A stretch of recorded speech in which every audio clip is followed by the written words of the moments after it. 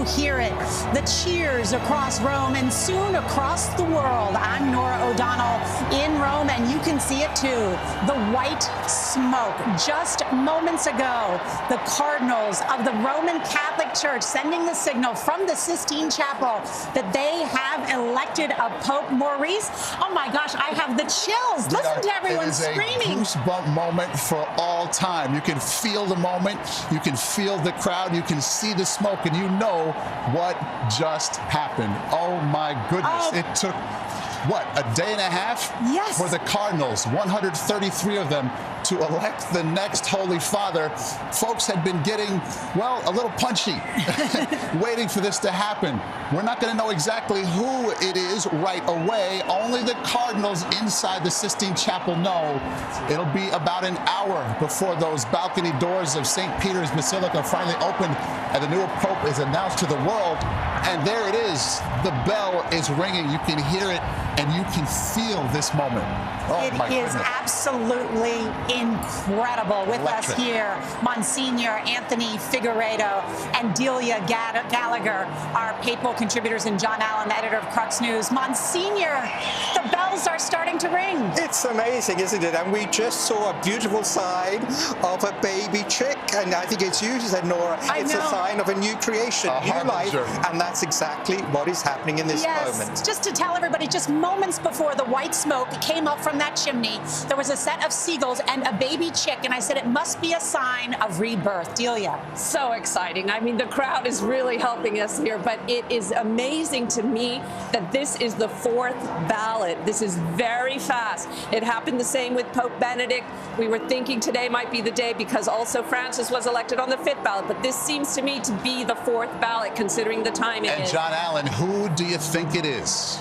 Well, look, I mean, we'll find out in about an hour. But if it happened this quickly, it was almost certainly one of the front runners going into this process. And the front runner of all front runners was Italian Cardinal Pietro Parolin, who had been Pope Francis' Secretary of State.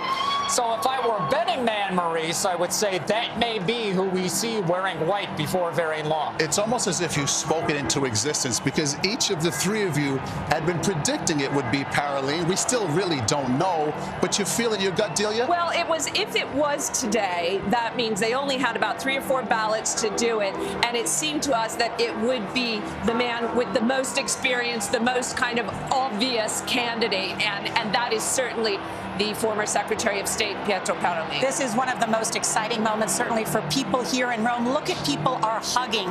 We're on the top of a convent. The nuns are screaming in excitement for this very moment. Seth Doane is in the midst of it all. Seth?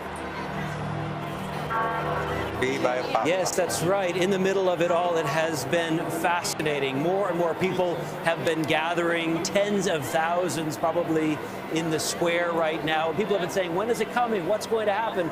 And all of a sudden, everybody turned their attention. You can still see the here, and the crowd just erupted in applause. Of course, everyone immediately putting up their phones, recording, people looking around, some degree of disbelief. Of course, that's what they came, that's what they were hoping to see, but people can't believe they are actually seeing it. Some telling us, I was going to wait here till I got to witness history. Well, they just got to witness history. 260 Pope, the Catholic Church. Seth, I'm wondering if you could stick a mic in somebody's face and see what they have to say. Let's feel their emotion. Sure.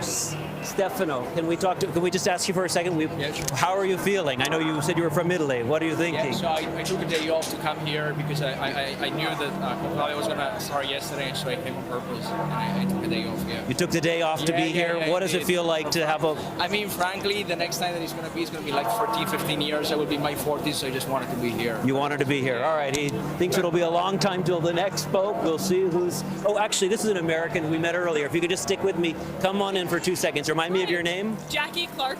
Jackie Clark. We met her earlier. Tell me, how are you feeling? I'm feeling insane. I mean, this is such an incredible experience. Like, we happen to be here studying for a semester in Rome with our college, and our flight is on Monday, and so we just happen to be here for the conclave, and it's like, I just feel so surreal right now. Describe the experience for you.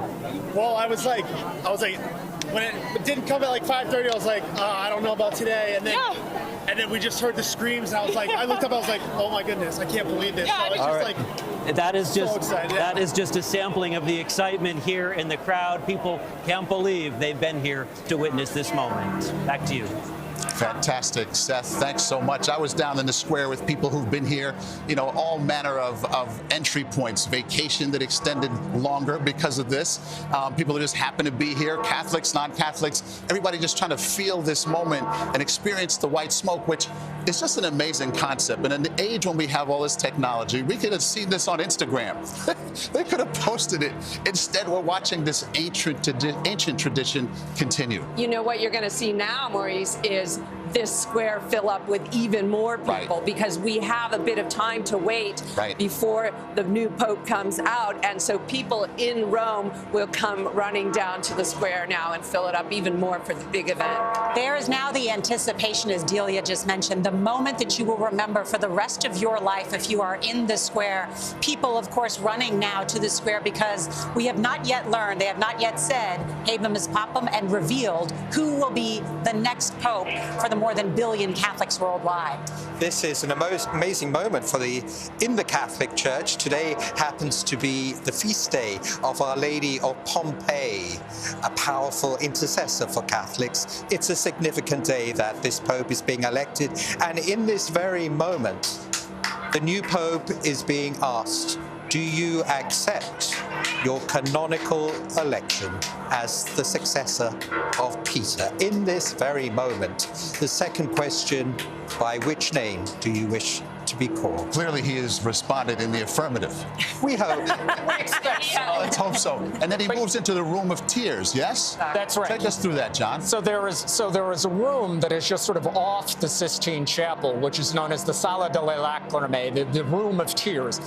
And there are, of course, legendarily, papal vestments in 3 different sizes. We are informed they are medium, large, and extra large. So depending on the physique of the man who has been elected, he will don one of those sets of vestments. And then he will come back out. The cardinals will greet him and congratulate him personally. And then we will have the Habemus Papam announcement, which, let us remember, begins, Annuncio vobis Gaudium Magnum, I bring to you news of great joy. And that phrase, great joy, is what we are feeling from this crowd right now. And we should remind our viewers that last time for Francis, it took about an hour and 15 between seeing the white smoke and seeing the new Pope appear there at the loggia, at the balcony, to then address the world. So we have a little time if past performance is any indicator. Well, that's right. And, you know, Francis also, being Francis, did his own thing when he was elected, because there is a ritual where each of the cardinals comes up to the newly dressed Pope and congratulates him. And we know that Francis also tried to call the Pope Emeritus because, of course, Pope Benedict was still alive when Francis was elected. We know he tried to make that phone call to Pope Benedict, who, by the way, didn't answer. There's something interesting, too, about the Room of Tears. Why is it called the Room of Tears? Just by that beautiful fresco of Michelangelo just to the left of it, the Last Judgment. And it's the Room of Tears because popes are said to break down in tears. They now become the 267th successor weight of the St. moment, Peter. right? And the weight of the office. And I think we're also just reminded what a global event this is by looking at the crowd. Look at how people are holding up the flags of their home country to remind that, yes, the Pope is the Bishop of Rome and, of course, the leader of the Roman Catholic Church. But as Pope Francis displayed that we all witnessed, certainly, he is a moral voice and a global voice in terms of the values that he espouses in terms of peace, for instance. There are sort of concentric circles to the papacy. At the inner core, he is the spiritual leader of the world's 1.4 billion Catholics. Beyond that, the next circle out would be he is, in effect, the leader of other Christians and followers of other faiths. And outside of that, he is this unique voice of conscience on the global stage. We heard Cardinal Ray in the homily Pro Elegenda Romano Pontifice say that the world expects the Church to be that that voice for fundamental humanitarian and spiritual values that it so desperately needs. And it's a role that really only a pope can play. And that's part of the joy that people are feeling now. We have felt the absence of that voice since April 21st, when Pope Francis returned to the Lord's house. Now we will have someone occupying that space again. For more now on what this means, our Rome-based correspondent Chris Livesay is among the crowds. Chris?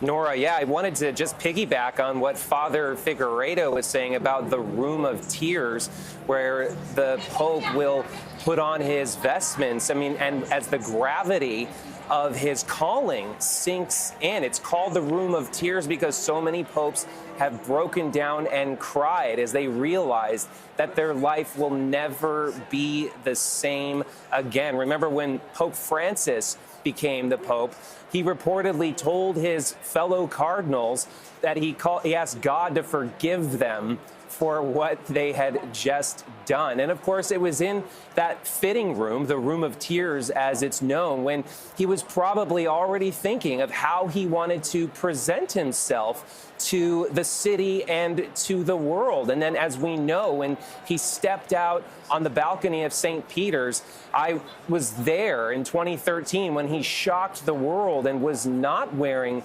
that extravagant papal regalia of popes who came before him. He wasn't wearing that red mantle, the mozzetta. He chose instead to present himself more as a humble priest. And of course, that was a sign, a symbol of that papacy of Pope Francis that was to come. So keep that in mind as we wait to see the Pope and how he's dressed. It's a lot more than a simple fashion statement when he comes out onto that balcony. It's going to certainly mean a lot as we continue to watch the white smoke. By the way, that's a lot of smoke coming out of there. That is done with a chemical compound in a cartridge in the stove, and that smoke continues to rise out of the Sistine Chapel, and the crowd is really just feeling the moment. I just wanted to point out that we've heard the bells ringing. And yesterday, if you caught the CBS Evening News, we profiled a man named Giacomo, a 38-year-old Roman who goes around programming the bells of all of the churches in Rome, throughout Rome, more than 100 of them. He programs them to ring in unison with the bell here at St. Peter's Basilica. Just a special moment there. For the people to hear and know that this And we should add, Maurice, that, you know, that business of ringing the bells, although it is magical and it's lyrical and it summons this sort of sense of the moment, originally it was actually a solution to a logistical problem, which is this chemical mix you're talking about. Before that was really working, the smoke would often come out as a kind of indistinct gray, and nobody could tell whether it was white or black. So they decided to start ringing the bells at the same time in order to make sort of put an exclamation point on the fact that we have elected a new pope. And that smoke's been going on for more than 10, 12 minutes now. Seth Doan is with some Americans in the crowd who are in the moment right now. Seth. That's right, exactly. We have Harrison and Madeline from Arkansas and Idaho. Describe this moment. You've been camping out waiting. Yes. Describe the moment when everyone learned, when we all learned together. So it was honestly pretty surprising because we weren't expecting it to happen right now. Because it was a little delayed. You know, they said if it past 6, then, you know, you need to wait a little longer. And then we were talking about, you know, we're going to kill some time, maybe crack open a book. And then, I heard some screams and looked up. Tell me about that moment. All of a sudden you hear cheers, and I wasn't sure if it was just because of the smoke in general or if it was because the Pope is elected. The energy was really fun. And when you saw was white smoke. It was so exciting. Immediate chills. Yeah, chills. Yeah. There has been excitement in the crowd here all day. The crowd has been kind of ebbing and flowing a little bit as people say, is there going to be smoke now? Should we gather? Of course, now you're seeing thousands, many, many more filling the square. Of course, everybody wants to see who this Pope is. I spoke with one couple earlier today. They said as soon as they heard the date of the conclave, they bought a ticket to come from Illinois to Rome, and they were going to wait through to get whatever answer it was. They were here for the duration. I said, are you going to see something else in Rome? They said, no, this is like a pilgrimage for us. And what was interesting about them, they're not Catholic. that's what's fascinating about the people around us. Different religions, different languages, all to see this moment. Who is elected Pope? Back to you. So fascinating, Seth. A moment unlike any other literally on the planet. Just think about that as the whole world watches. Just a few feet behind our position here are about a dozen nuns who are just jumping for joy. And they're just really soaking it up behind us here. An incredible moment, no doubt, to witness this. And Monsignor, what will we see next? It's really moving.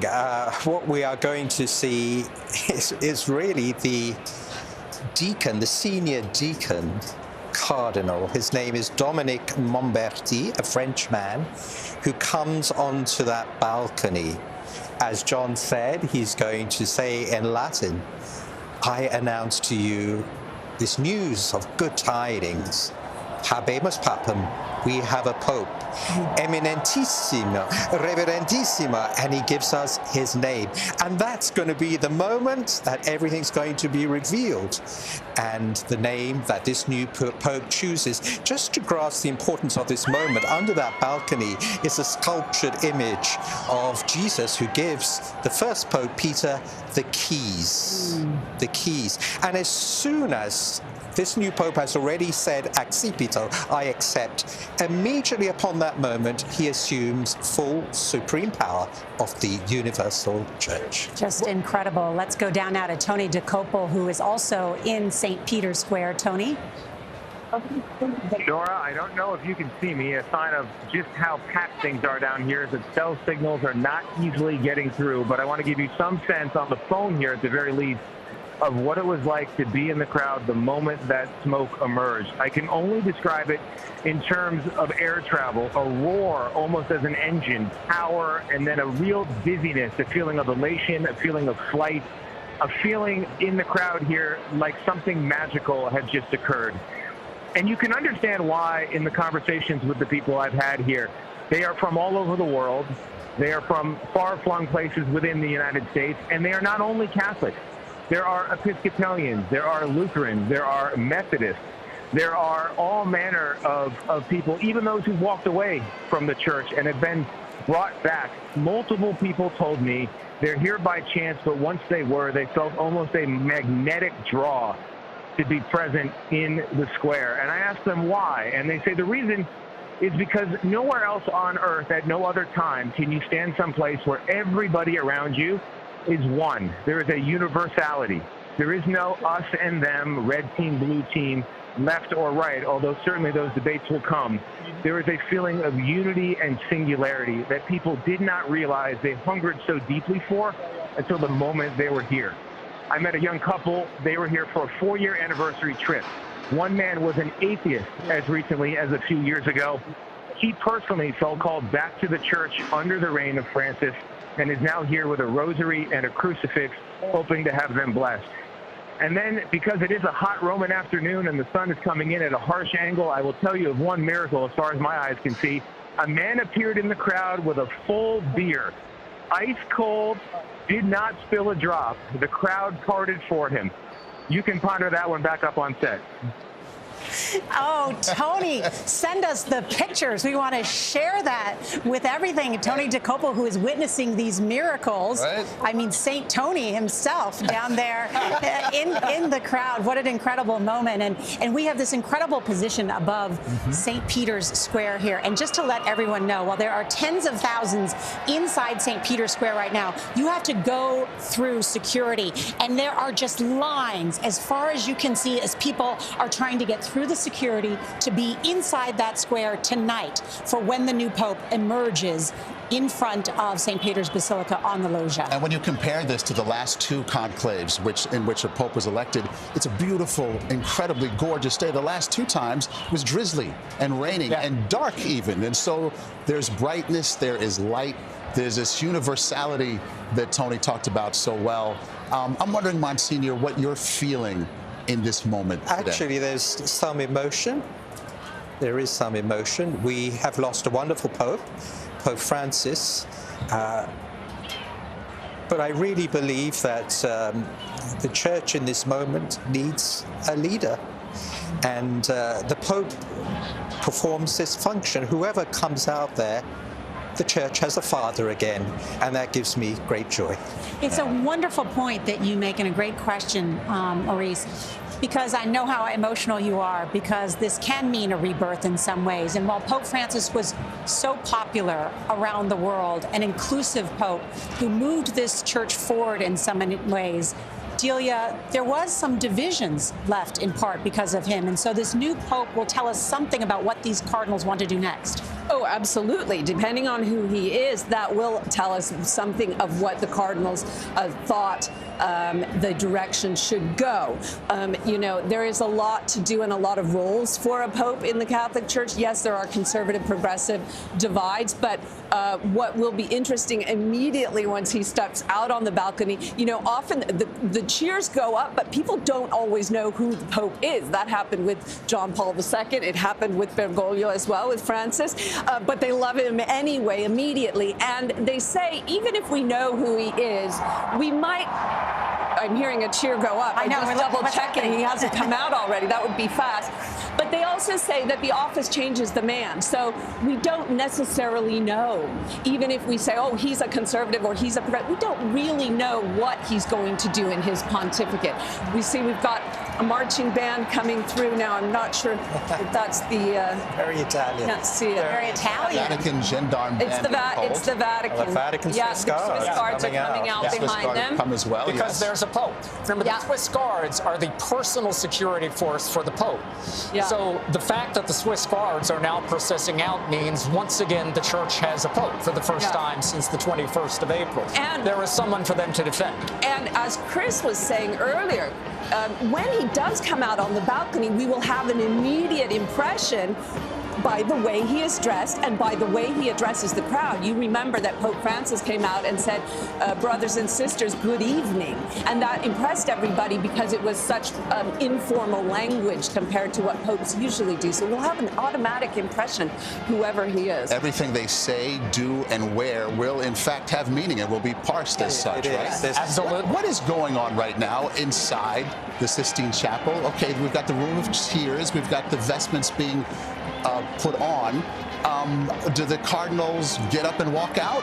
What is their next step? Are they looking to decompress? How does this work going forward? Just one word on that Room of Tears. Again, there's a little joke about John the 23rd. When he went into that room, he was a man of a large stature.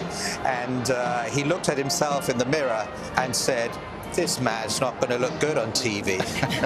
So there may be some of that going on at the moment. But then, very importantly, each cardinal goes to the new Pope and pledges obedience and respect. It's a moving moment because there was a runner-up, we can say. And it's a very touching moment, I think, too, that going back to what Delia was saying, there are divisions, absolutely, but the main work of this new Pope is to bring unity to the Church. And because they voted so quickly, likely in 4 votes, that's a sign the cardinals agree on that, correct? That's really important. That's really important. I think the last thing this group of cardinals wanted to do was appear divided, particularly because of what Delia was talking about. They are well aware that a part of the Francis legacy was a sort of deepening of the divisions inside the Catholic Church, and that there is a need for unity. And so they wanted to very quickly rally around this new figure to present him not as the head of a faction in the Church, but as the head of the entire Church. Sean, what do you think job 1 is for the new Pope? First thing on the agenda should be, or will likely be? Well, we always say that the fundamental job of a pope is to confirm the brothers and sisters in the faith.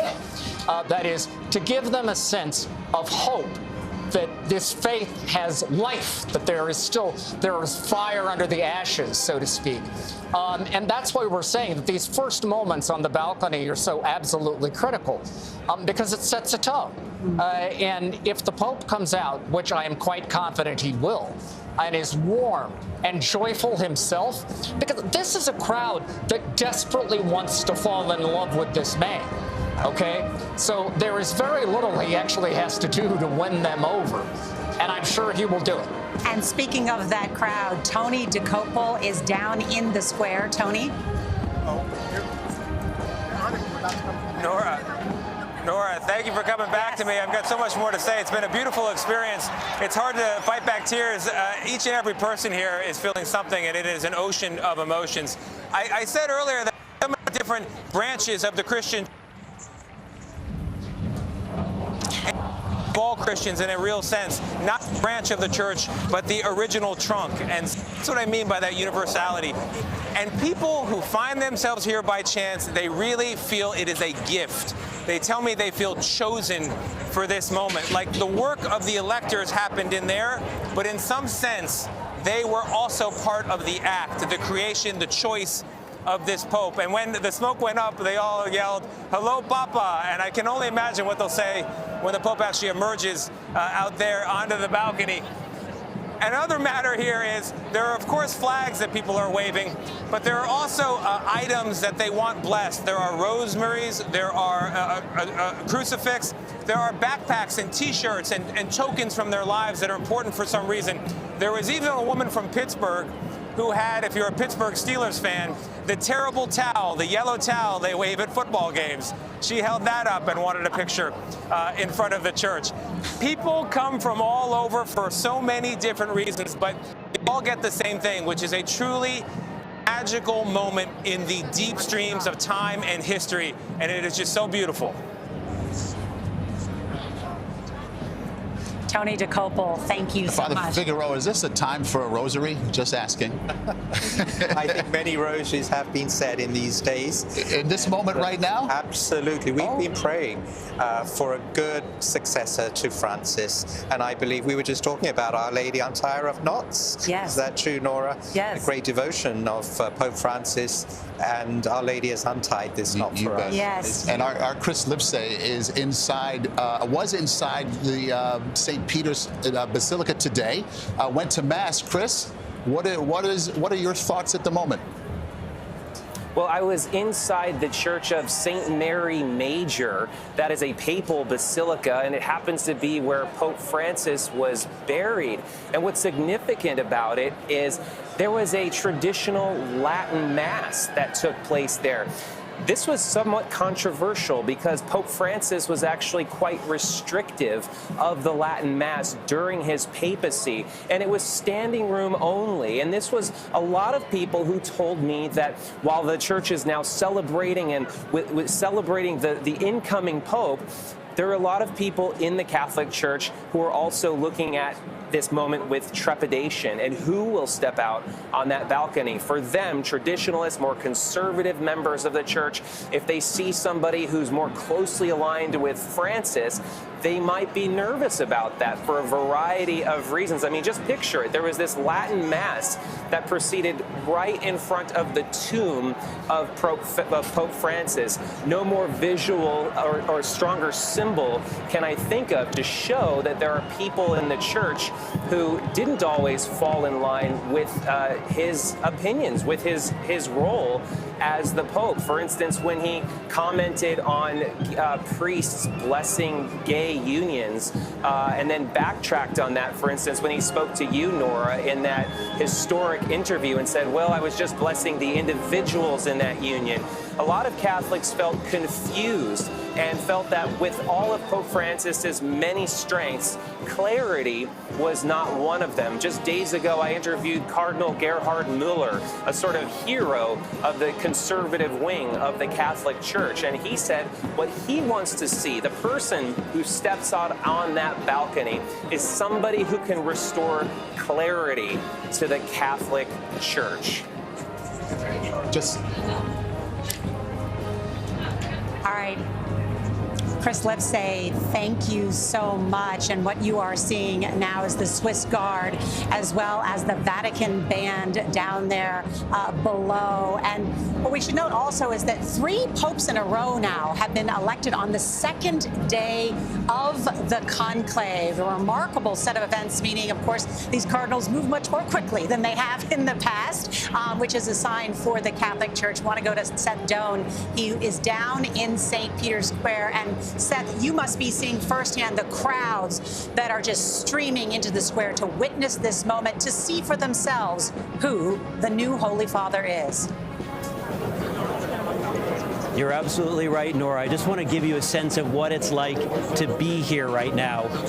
If you could, Sam, take a look around here. It is packed. We are getting more and more crunched in this space as tens of thousands of people, Sam is giving you a sense here, are filling the square, coming down Via della Conciliazione, the main promenade leading up here. You can see the media, of course, there. We've been looking around and seeing nuns and priests in the windows, on the balconies here. A lot of these buildings are owned by the Vatican, so even though we're technically in Rome, this is Vatican property around us, and we're seeing the nuns and priests looking out, taking selfies. Turn around here, Sam, also. Come to your left, just to give you a sense of how packed it is at this point. When we were here, people were around and people were looking, but now that they've heard there's a new pope, we're sandwiched in here, and you can see the sun is kind of going behind St. Peter's Basilica, so it's very hard for people to know exactly what's happening. We're watching these big screens, watching some of the Swiss guards, watching the bands, but people are really arching their necks and say, when is the Pope going to come? What exactly is happening? There is a sense of joy, there's a sense of curiosity, a little bit of wonder, I would say, and a great enthusiasm here in the square. Ever less space. Seth Doan, thank you so much. And I love that Seth has pointed out the sun and how it is shining on the back of St. Peter's Square. It is sparkling here in Rome. And that's in part why this crowd is not only joyful, but they're hot down there. No doubt they are hot, but willing to wait, because it's not just to see the new Pope. It's to hear what he is going to say. And to get a reminder, too, about just what a global event this is. Bells are ringing at churches all around the world. My 17-year-old son is texting me, who is the Pope?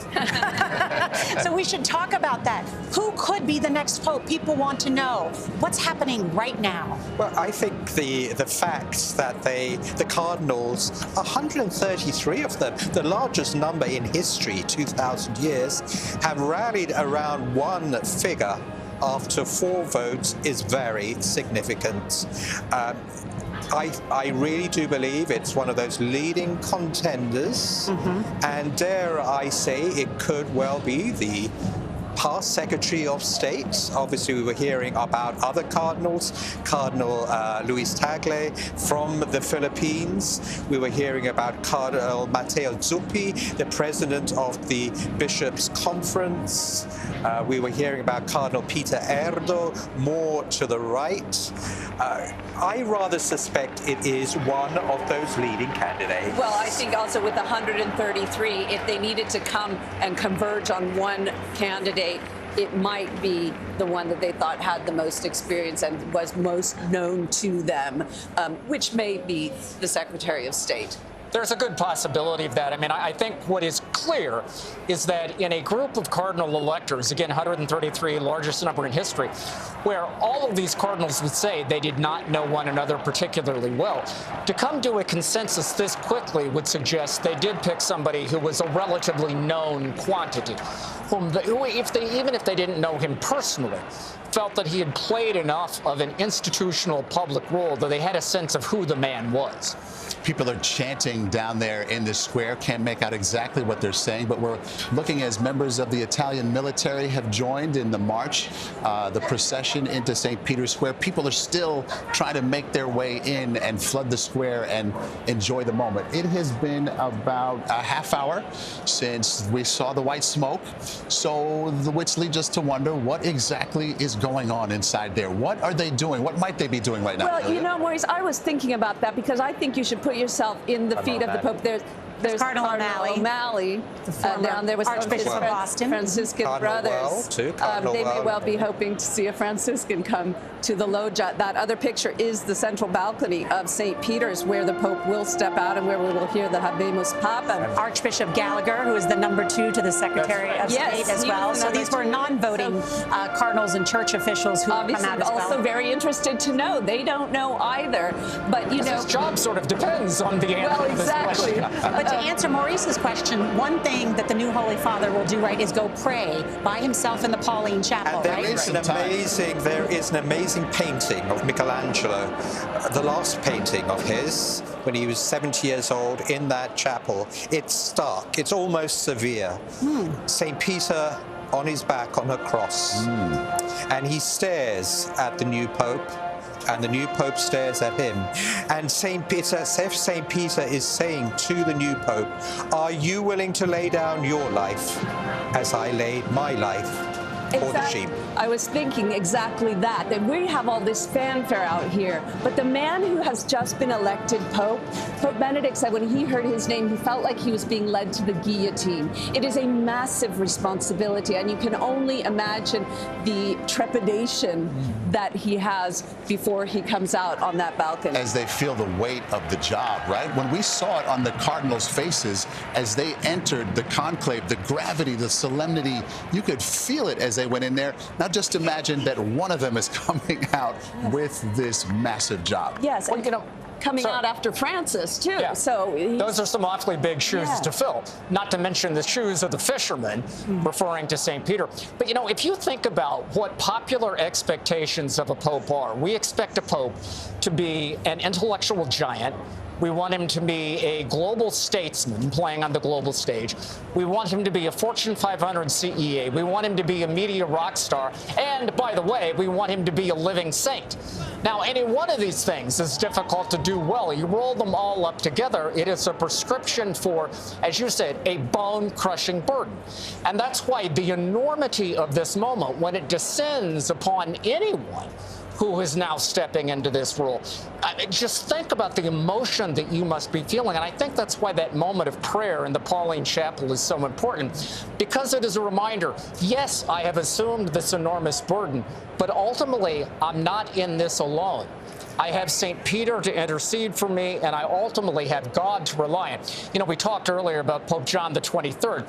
One of the things that Pope John famously said is that I could sleep at night knowing that ultimately God is in charge of the church, not me. Yeah, absolutely. And just looking at this, that's the reason I believe that this enormous crowd, and people are literally running through the streets of Rome now to come to this piazza, get behind this new Pope. I'm thinking of other elections, political elections.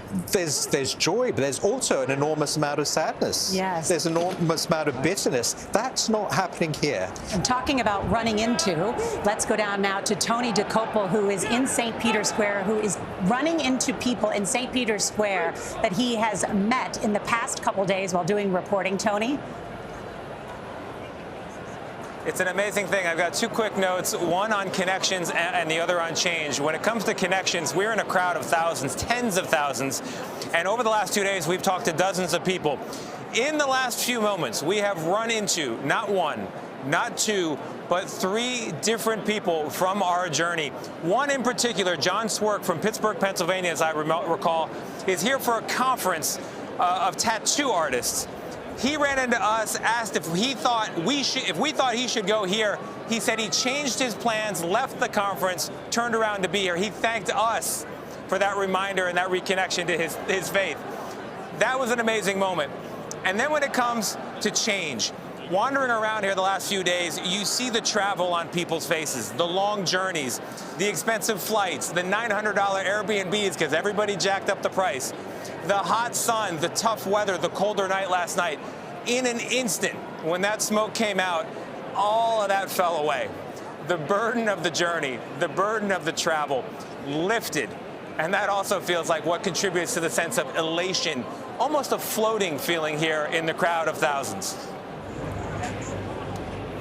Thank you, Tony. And Monsignor, as I'm watching this, I can't help but think what it's like to be a priest as you are, and a priest as this next Pope will be, because after all, you're a man.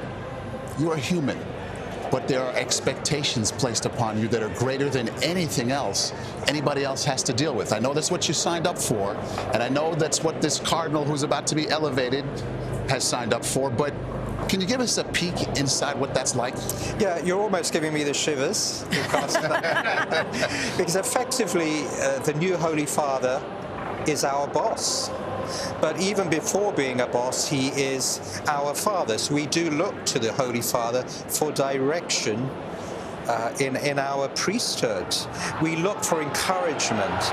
We look for those qualities that we've seen in John Paul II, in Benedict, and in Francis. John Paul II, who opened people's hearts. Benedict, who filled people's hearts with good doctrine, and Francis, that compassion, that mercy. It's going to be fascinating. This is a magical moment for us as priests to know what gift does this newly Holy Father bring to the world. And he's going to be helped, just to piggyback on what John and Delia said, he's going to be helped above all by the grace of the Holy Spirit.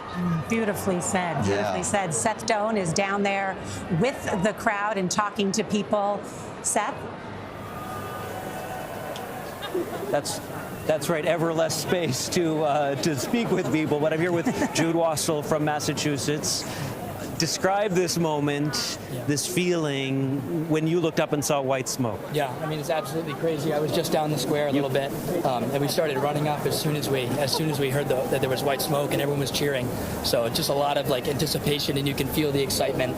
It's kind of muddled right now because he's not out, obviously, but it's a lot of anticipation. What do you want to see? You're Catholic, you said. Mm-hmm. Who do you want to be Pope? What do you want to see? Yeah, I mean, I haven't done my research as much as I should have on the upcoming cardinals and who's looking like a prime candidate, kind of. But I'm really blessed to be here for this experience, and I think every Catholic here and everyone is just thankful for a new Pope so soon. Yeah. Perfect. Yeah, that was one of the big things here. Thank you very much, Jude. Was showing unity, having a Pope selected within a couple of days. We were talking just yesterday, John Allen's prediction that it would come by the end of the week. The Catholic Church really wanted to show unity behind a figure who could lead it, and people here in the crowd were certainly hoping to see the same. They said, we'll wait as long as it takes, but there's a lot of joy that it's happened so quickly. Back to you. All right, Seth Doane, thanks so much. And, shout out to John Allen, Delia Gallagher, and Monsignor Figueredo. Each of them was predicting this would happen today by about this time. So that's pretty impressive. Well, when you're on your third conclave, you kind of get it. Yeah, in all fairness, we are conditioned to expect this because it happened in 2005, happened in 2013, and now it has happened again. But I was also just thinking, how strange is it that we've done Francis papacy is done. Right. Yeah. And that's odd. Yeah. We're here every day with the popes and listening to them and living the papacy so fully. And I think the interview that Seth just did with the young man from Massachusetts is instructive, because while all of us, including myself, have a bunch of note cards here and have studied all of the cardinals, or the popefuls, as we call them, for most Catholics, they've not been looking at all the biographical details. And that's why this moment that we are approaching in just minutes, when we will learn who the new Pope is important, because also he can set a new tone. He can create new impressions. He can garner new followers of the Catholic Church if he comes across in a way that is likable. And I think a lot of people like to see what country he's from. That's really where they get excited to understand. What we see so many flags down there, and I think people around the world, that's really the first thing they think of. Well, right? Pope Francis was the first in so many ways. The first Francis of all of the 267 popes. The first from the Americas. The first Jesuit. Will this be a groundbreaking Holy Father? Will he be the first from Africa, the first from Asia, or will we return to an Italian Pope? And that is really true. The last Pope who came out, Francis, he was a surprise. He was a surprise. We could be surprised again this evening. But something to go back on, we're pledging allegiance not to the man, whether it's Parolin or Taggart, whoever it is, we're pledging allegiance to the successor of Peter. Yeah. That's why he takes on a new name, by the way, because he changes character. As in baptism, we take on a name, in a religious profession, we take on a new name. He's taking on a new name because he's walking into a new mission as the successor of Peter. It's a whole other level. I think what we were touching on here a second ago is that this is a moment for humanity, for the people. And I'm wondering, Monsignor, as you look at these people's faces, you see them right there. What do you see? What do you see in those faces? I really see joy and hope. That was the title of a document of the Second Vatican Council, Gaudium et Spes. There is great joy that we will have a new pope. That's really important, by the way, because the papacy is a monarchy, and the pope is essential for the church to run, for this church to run. So that is key, that we have that joy that this pope has been elected, but also great hope now. Hope of, in this Jubilee year of hope, that this new Holy Father is going to give us direction to go forward. There is a lot of hope among Romans who are running through the streets that they make it here in time. Beginning with that kind of hope. That's right, and Chris Livesay has more on that. Chris? That's right, Norah. Of course, we don't know who the next pope is going to be, but if locals have anything to say about it, it'll be the hometown hero, Cardinal Zuppi. We will see fireworks go off around the city. That's what they told me when I went to the bar or the cafe that he would go to every morning for his croissant and his coffee. The people playing cards there, we said, we want Don Matteo or Father Matteo. That's what he was known as when he was the parish priest in Santa Maria in Trastevere, a picturesque neighborhood not too far from here. It has been 3 papacies since there's been an Italian pope. That was after centuries of an Italian monopoly. So for Italians, especially Romans, they're saying enough is enough already. The time has come to have an Italian pope. Especially, remember, it's not just the pope of the entire 1.4 billion Catholic Church members, but it's also the Bishop of Rome. So from their perspective, it's time for Don Matteo. Back to you. All right, the Bishop of Rome, Chris Livesay, thank you so much. The camera, as you can see, is trained on the loggia, the balcony where the new Pope will come and address the crowd and address the world. What a moment that is going to be. John, it's been about 46 minutes since the new Pope, since we saw the white smoke. The last time it took about an hour and 15 or so for Francis to come out and speak. What do you think is happening at this moment? Well, the cardinals will be finishing up their greetings to the next pope, to the new pope, as Monsignor said, pledging their loyalty, but in many cases, also just exchanging emotions of the moment and wishing him well, you know. And probably the most fundamental thing is promising to pray for him. Although Pope Francis, you know, whenever somebody would say, I'm going to pray for you, his joking answer always was for or against, right? So we'll see if the new Pope continues that line. But, you know, Norah, to a point you were making earlier, I was thinking, I don't know that there is any office on the face of the planet where the new occupant enjoys an immediate benefit of the doubt greater than the papacy. You know, when it's election night in America and we finally know who won, half of the country is elated and half the country is crushed. That's not the case here. Everyone in this crowd and all of those 1.4 billion Catholics around the world instantaneously want to like the new Pope. They want to fall in love with this man. And so, in a sense, the bar is set fairly low. I mean, if he just comes across as nice and human, almost, people will fall all over themselves to try to support him and to have his back, so to speak, in the early stages of this papacy. Yes, left-right debates and the contentious issues in the church will come, but the primal Catholic instinct is you want to love your Pope. And it's also interesting that each of the cardinals who voted, 133 of them, their ballots have been burned. So the Pope doesn't know who voted for or against him. Technically, so we shouldn't have that information. Everybody's on the team unless somebody speaks. Sometimes it comes out, and you know, if you know the cardinals and you know who your friends are, and you know the numbers, which they do, they have a clue. And how popular I think to that point, it is interesting. There have been reports of some horse trading going on, pledges of allegiance in order to give someone votes, in order to set something up. How likely is that, Monsignor, that happened, that someone said, look, if you support me, I may give you this position? It's inevitable.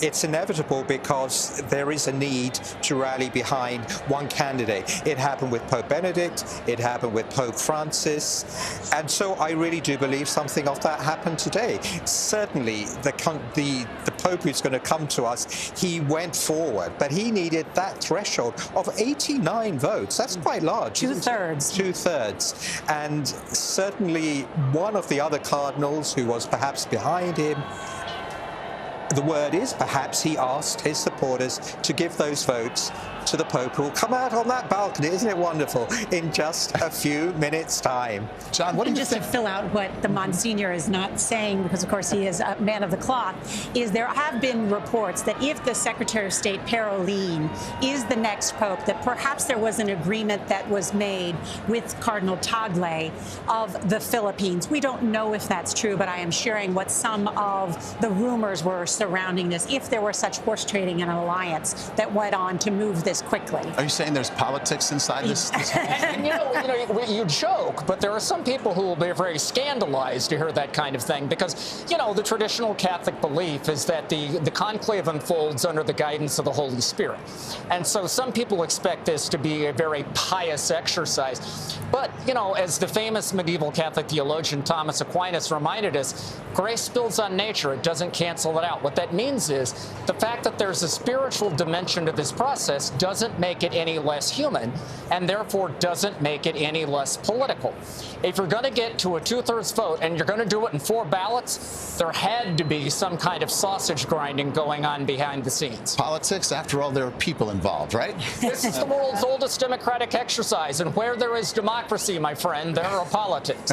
And as we know from Pope Francis himself, after lunch on the second day, he had a sign that the votes were starting to coalesce behind him. That's exactly what happened. Pope Francis went back as Cardinal Bergoglio. There was a table, lunchtime, with 1 seat left on it. A group of Italian cardinals, and they beckoned Francis to come to their table, and they gave him a question time on what are his positions on liberation theology, on the ordination of women, etc. And Pope Francis says I didn't understand it at that time. But then when he was going to the lift, one of the cardinals asked him, "Is it true you only have 1 lung?" And he said, "No, I have half a lung." But then he said, "It became really dangerous for me. I knew that the election was nearing in on me." Wow. So, Delia, as you hear these crowds singing songs and chanting, almost at a level of a football game, right? And I mean that in terms of a soccer match here in Europe. What do you think of that? Well, I just think it's a beautiful representation of the universal church.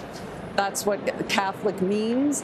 And even though many of those people may not be Catholic, I think obviously there is a wonderful attraction to the majesty and pageantry of the election of a new pope who symbolizes this wonderful moral authority for many people, symbolizes a tradition which has great respect around the world. And I think that is why we see so much interest. Why is there so much interest in this? This could just be a thing for Catholics, but it's a thing for the entire world.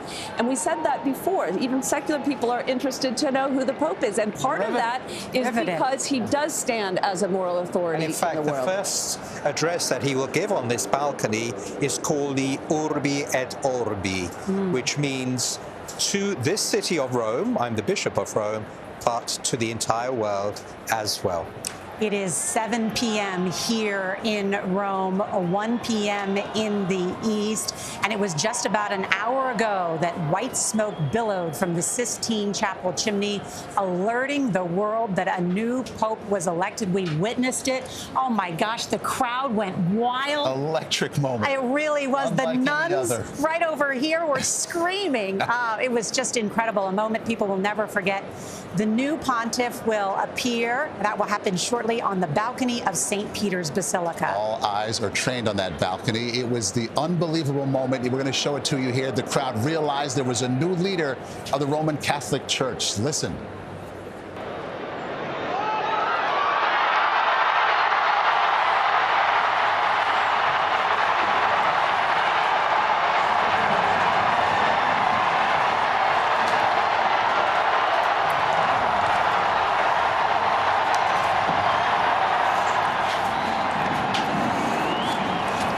forget that moment there. Let's go now to CBS Morning's co-host, Tony DeCopel. He is in St. Peter's Square. Tony? Hey, good to see you guys again. It's so amazing to experience the stages of emotion down here. They had that moment as the smoke came out, which you just played. People had their phones out, of course. They're recording it because they want to share it with folks back home. Then there's the attempt. You see people trying to send the videos and the text. The cell service is so bad it's not going through. So they reach the old-fashioned method. They make a phone call. I've been looking around, and it's phone call after phone call after phone call. I've been yelling out, "Who are you calling? Who are you calling?" It's very often, Mom. You'll never guess where I am. You'll be so happy to know. They call their wives. They call their children. I met a man named Matt, a father from Kansas, Lawrence, Kansas. He's the reporter on the scene here. Happened to be here for a trip, but his daughter Kate's Catholic school there, I want to get this right, the Corpus Christi Catholic School in Lawrence, Kansas. They said, "Could you shoot some video for us?" I'm here to tell you, Kate, your dad's doing a great job. He's trying to send the video back, and it looks fantastic. We've reviewed it. We got to pray for a cell signal in the meantime, though. I'll send it back to you guys. Maybe you can help. Okay, Tony, thank you so much. You know, as we saw that shot there of the chimney and the white smoke emerging, just a couple seconds earlier, there were these seagulls on the rooftop. And, you know, people get a little punchy, they get impatient watching this whole thing unfold. And everyone saw signs in these birds. So what does that mean? What could it mean? Is something about to happen? And we'd seen that played out over the last day, right? Many times. But this time it was different. There was a baby seagull. There were two full-grown ones and a baby seagull. Did it mean something? Did it lead to this? Was it a harbinger? We just don't know, but it was kind of cool. But that's exactly what the spirit of this place is about. We talk so much about political things and issues and so on, and we forget about the entire spirituality of the Catholic Church, which is so much about signs, about providence, about saints.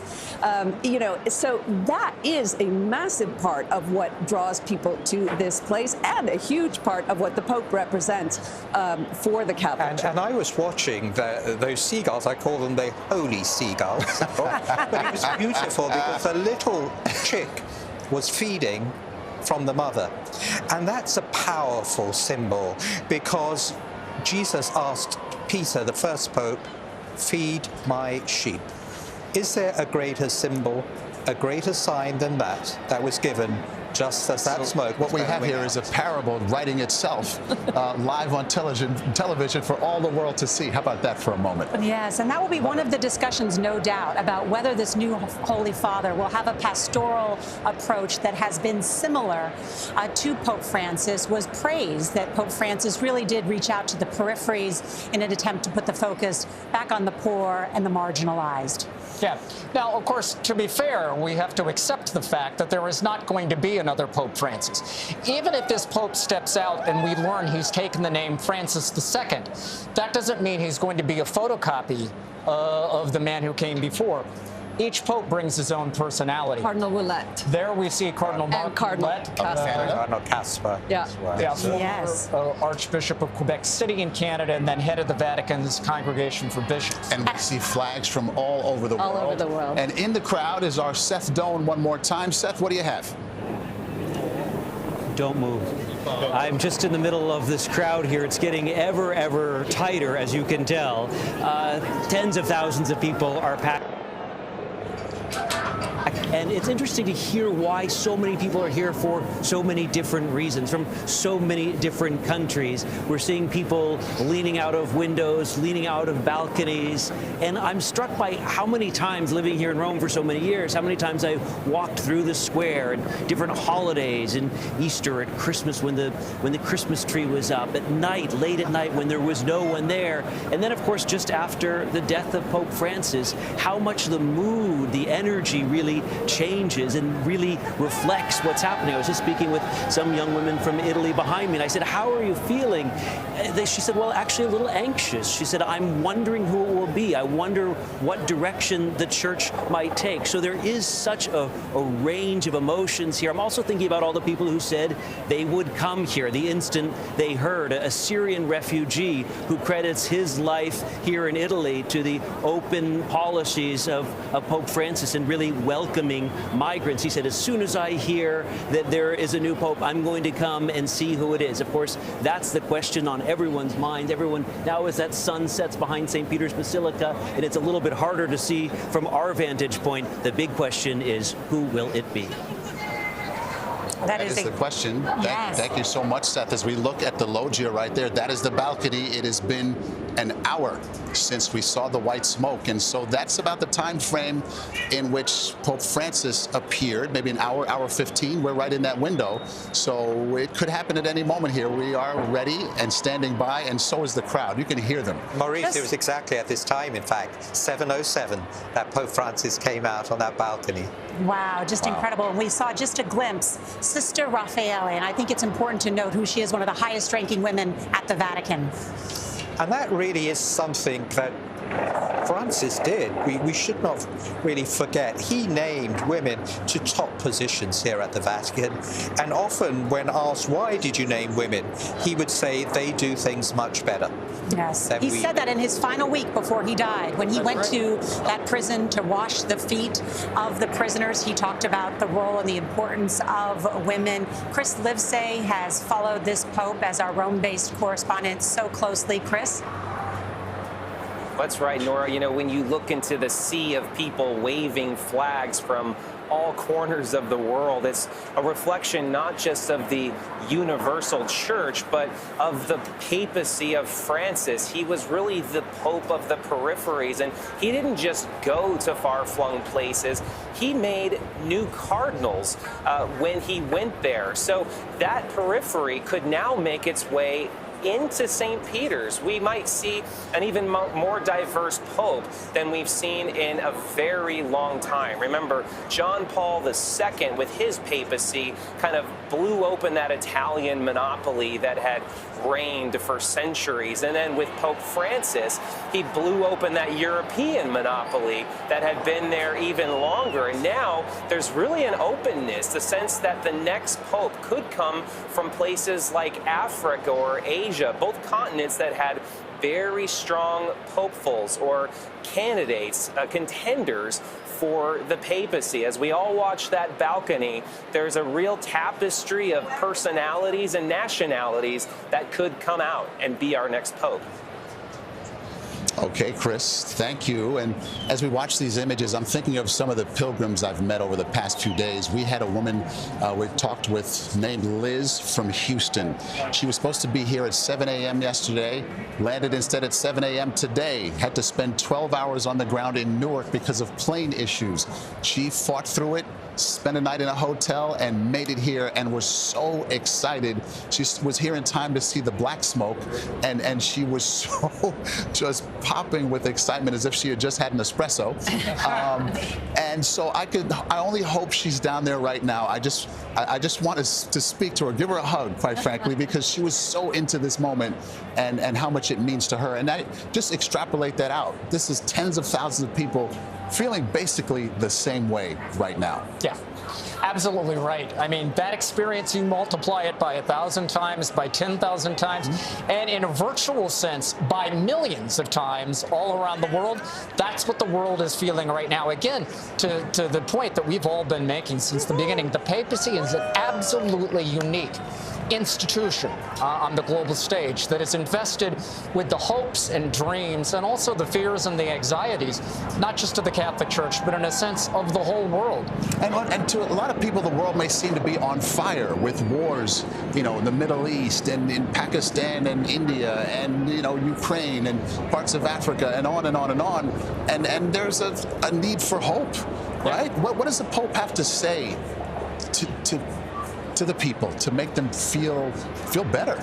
Well, I think his presence, frankly, speaks more than anything he can actually say. So we have traveled quite a lot with the Pope, Pope Francis, Pope Benedict, Pope John Paul II, around the world. And so a lot of people don't necessarily hear the Pope's speeches, but his presence or the gestures, which John Paul II and Francis were very good at, speak volumes. And I mean, how many of us can think of all of the gestures of Pope Francis, all of the wonderful things that he did here in the square during COVID, blessing the square on his own, or the hugging of the people. That's the kind of presence that I think matters. But Maurice raises a good point, which is if they have chosen a statesman to be the next pope, the former Secretary of State here at the Vatican, that is significant, and certainly the message that the cardinals sent jointly in that statement the very last day on Monday before they went into this lockdown, correct?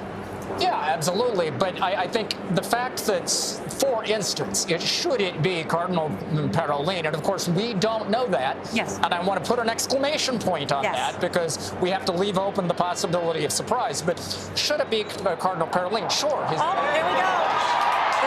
There we go. Now we know. Now we're in that moment. I'm going to have the Monsignor explain what we're going to hear right now. A new pontiff about to be announced. We are going to see Cardinal Momberti, a French cardinal, come out and say to us, I announce to you, can you tell who great news, good news, Habemus Papam.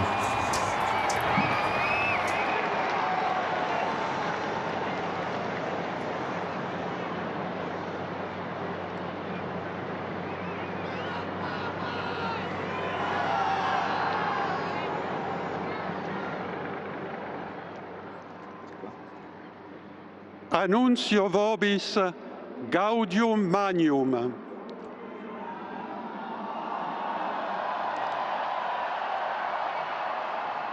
Habemus papam.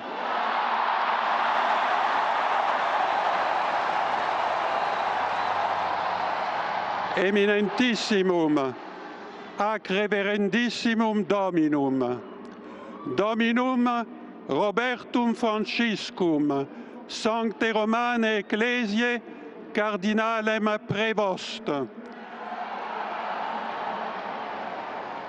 qui sibi nomen imposuit Leonem XIV.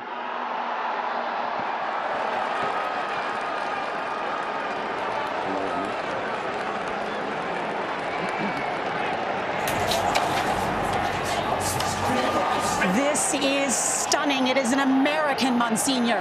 Again, a great surprise. An American, the prefect of the Congregation of Bishops, who born in Chicago, an Augustinian from a religious order, but moved to Peru as a missionary, and an amazing surprise for the church and the world. A moderate.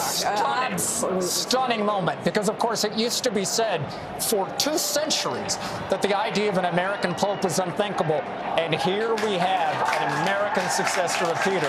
I am absolutely stunned. Never thought an Prevost, American would be pope. A dark horse, would be the first American-born pope, and while he was born in Chicago, he was a missionary. He spent a lot of time in Peru. This will be a continuation of the pastoral approach of Pope Francis, correct?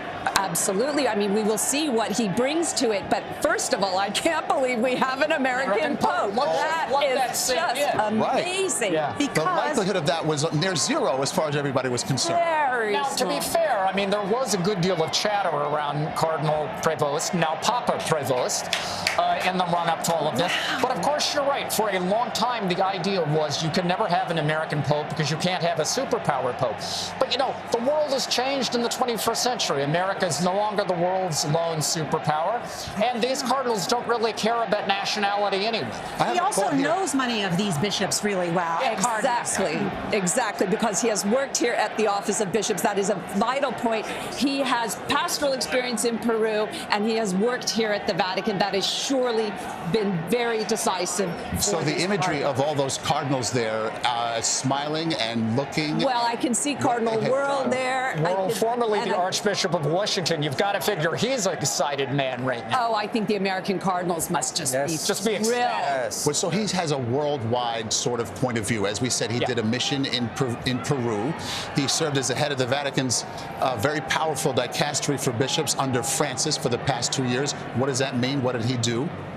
Well, essentially, the Dicastery for Bishops is responsible for naming bishops all around the world. As I like to say, it is a great way to make friends in the Catholic Church. So he has a lot of friends. He already plays a big role here at the Vatican, no doubt. So he is well known. And I think, interestingly, too, he was a math major at Villanova, which is important as the Vatican's finances are in trouble.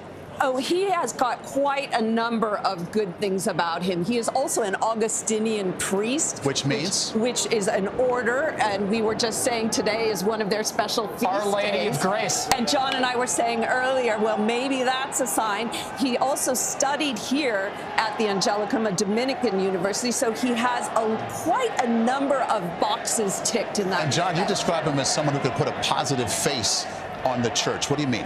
Yeah, well, he is considered a man of great dialogue, a man of great openness, a man of great balance. And let me also say that at a personal level, he is just extremely affable. He is a very nice guy, very easy to like. I think the world will see that tonight. Cardinal Robert Francis Prevost is the next Holy Father. Seth Doan is in the square with some Americans reacting to this news. Seth?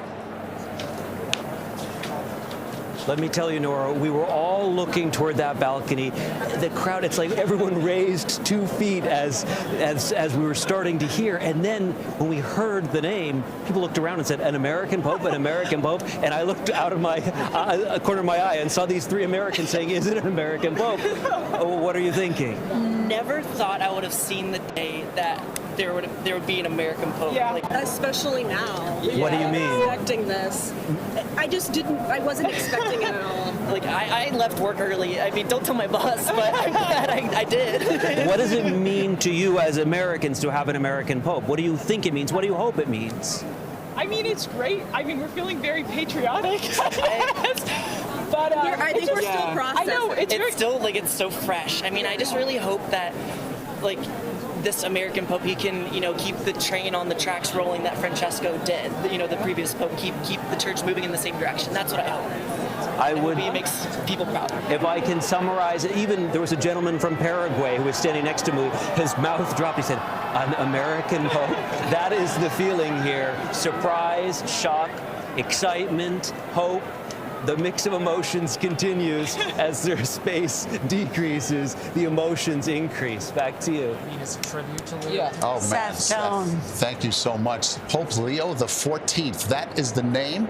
Is it the 14th or is it just Leo? It is the 14th. It is Leo the 14th. Let that sink in. What does that mean? It's a wonderful name. The Pope Leo XIII, and a new pope always builds on a pope whose name he takes. Do we have 13th was a great reformer. At the turn of the 20th century, he issued a very major encyclical, Rerum Novarum, on social justice. So what I think we are seeing here is a pope who is continuing in the footsteps of Pope Francis, at the same time an American who can bring some order to the church's finances here, and a very affable, good man. Let's go down to Tony DeCopel, who is in the square. Tony?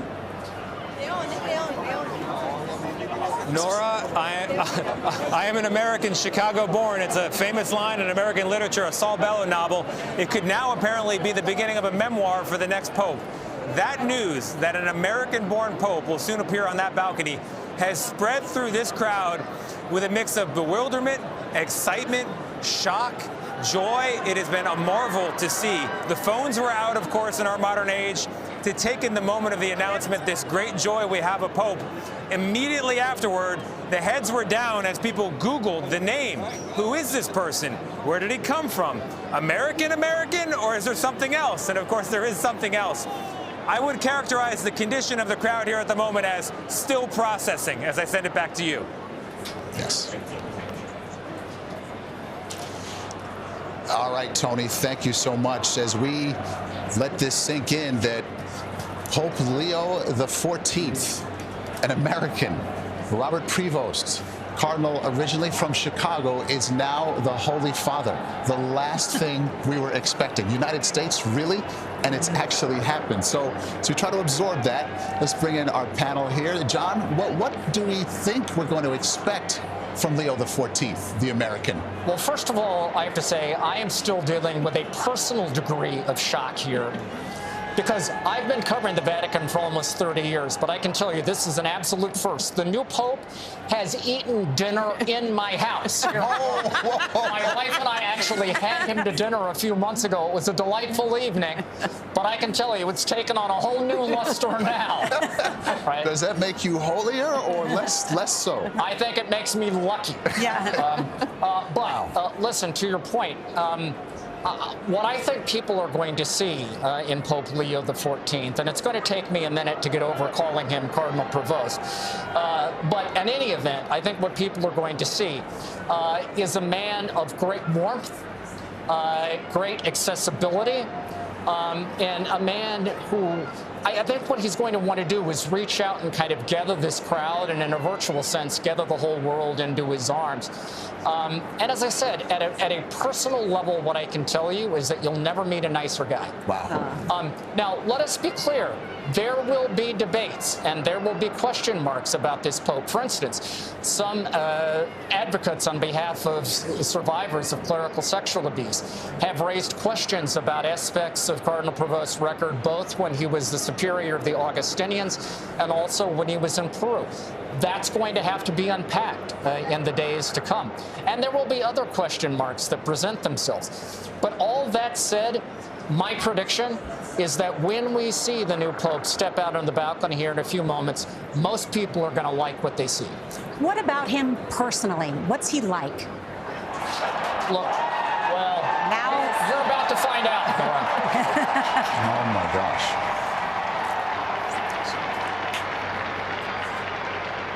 Cardinal Robert Francis Prevost has chosen the name Pope Leo XIV.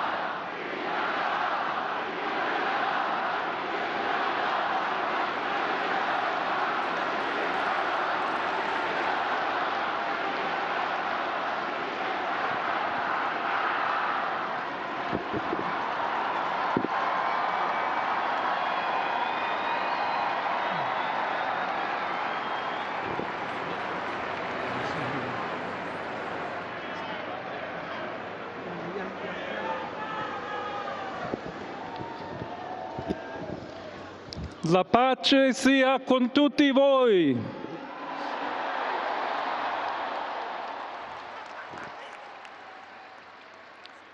Fratelli, sorelle carissimi, questo è il primo saluto del Cristo risorto, il buon pastore che ha dato la vita per il gregge di Dio. Anch'io vorrei che questo saluto di pace entrasse nel vostro cuore, raggiungesse le vostre famiglie, a tutte le persone, ovunque siano, a tutti i popoli, a tutta la terra. La pace sia con voi.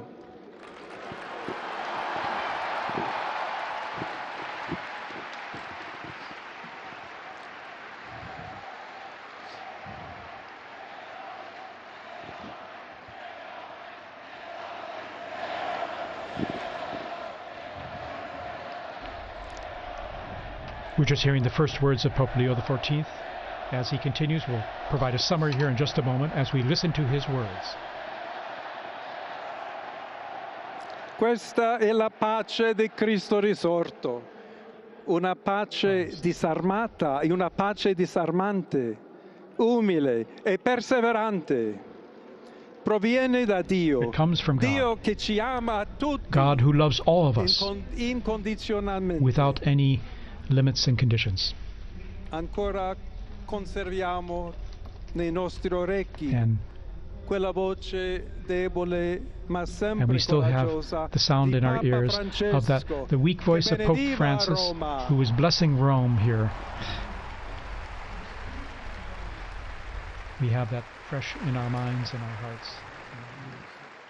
Il Papa che benediva Roma dava la sua benedizione al mondo intero, quella mattina del giorno di Pasqua. On that morning, on that day of Easter Sunday. Consentitemi di dar seguito a quella stessa benedizione. To continue Dio that ci vuole same blessing. bene. Dio vi ama tutti. God loves everyone. E il male non prevarrà. Evil will not Siamo prevail. tutti nelle mani We di are all Dio. in the hands of God.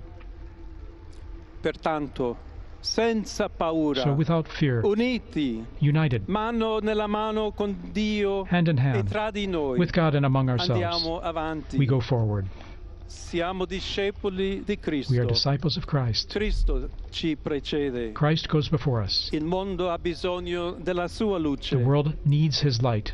L'umanità necessita di Lui come Humanity il ponte needs per him. essere raggiunta da Dio e dal suo amore. But as the bridge between God and his love. Aiutateci anche voi, poi gli uni gli altri, a costruire i ponti. May we all con il build dialogo, bridges con l'incontro, with dialogue and unendoci encounter, tutti per essere un solo so that we can popolo, all be sempre in pace. one people, all in peace. Grazie a Papa Francesco. Thank you, Pope Francis, for all.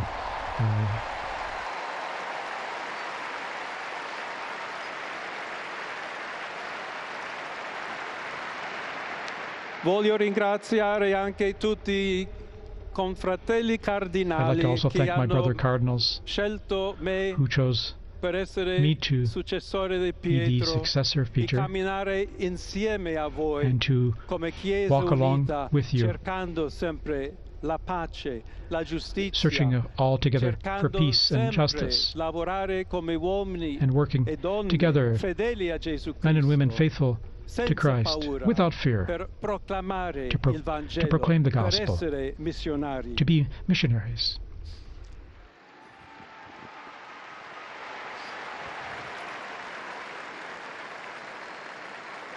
Sono un figlio di Sant'Agostino. I'm a son of Saint Augustine, Agostiniano, and I'm an Augustinian che ha detto: con voi sono cristiano who said, e per voi vescovo.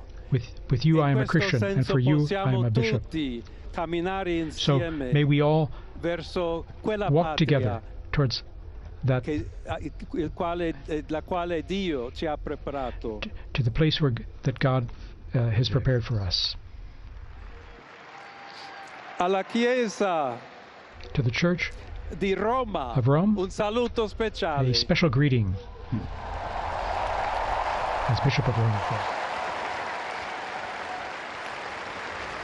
Dobbiamo cercare insieme come essere We've una got chiesa to missionaria. look at how we can together be a missionary church, Che costruisce I ponti, a church that builds dialogo, bridges, sempre aperta a ricevere, come that is always open to receive everyone, just like in this square, to receive everyone, to welcome everyone, our charity, our dialogue and love.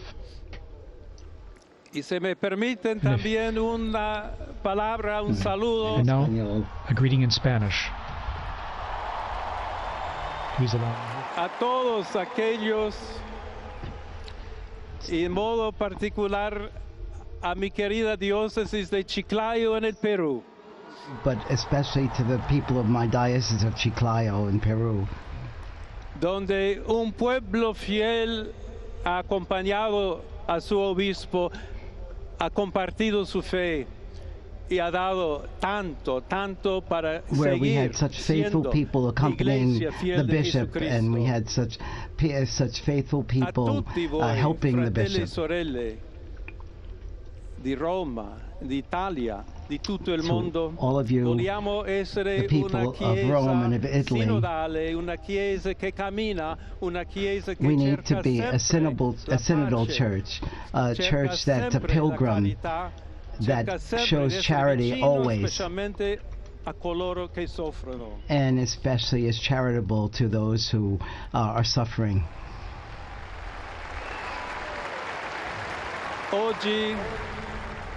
Today, il giorno della supplica alla Madonna di Pompei. Today is the day of praying to the Madonna of Pompeii. Maria vuole sempre camminare con noi, stare vicino. Our Blessed Mother Mary always wants to be close to us. Il suo amore. She always wants to intercede for us through her love. Preghiamo insieme. So let us pray together for this new mission, for all of the church, for peace in the world, that she will help us give us a special grace, our Mother. Ave Maria, piena di grazia. Hail Mary, full of grace, the Lord is with you. You are blessed among women, and blessed is the fruit of your womb, Jesus. Holy Mary, Mother of God, pray for us sinners, now and at the hour of our death. Amen.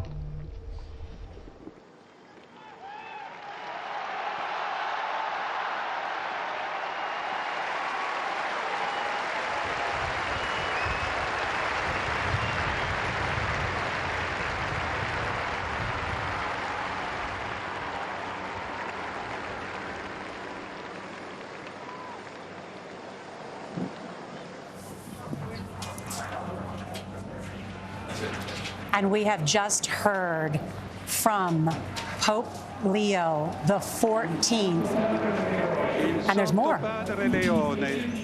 A tutti I fedeli presenti and the Holy Father, e a quelli che Pope ricevono la sua benedizione a mezzo della radio, della televisione e delle altre tecnologie through di new technology, comunicazione, online, everywhere. concede l'indulgenza plenaria nella forma stabilita dalla Chiesa. Preghiamo Dio Onnipotente perché conservi a lungo il Papa a guida della Chiesa e conceda pace e unità alla Chiesa in tutto il mondo. And the entire world. Now he'll give this most solemn blessing to the entire world, to all of you joining us. To everyone. So we now prepare ourselves to receive this solemn blessing.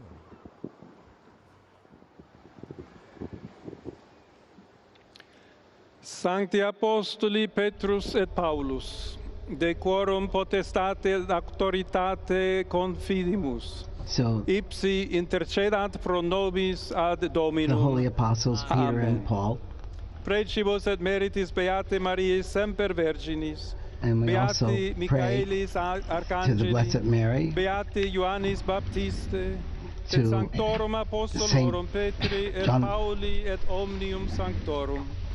Misereatur vestri omnipotens Deus, et dimissis omnibus peccatis vestris, perducat vos, Iesus Christus, ad vitam aeternam. Amen.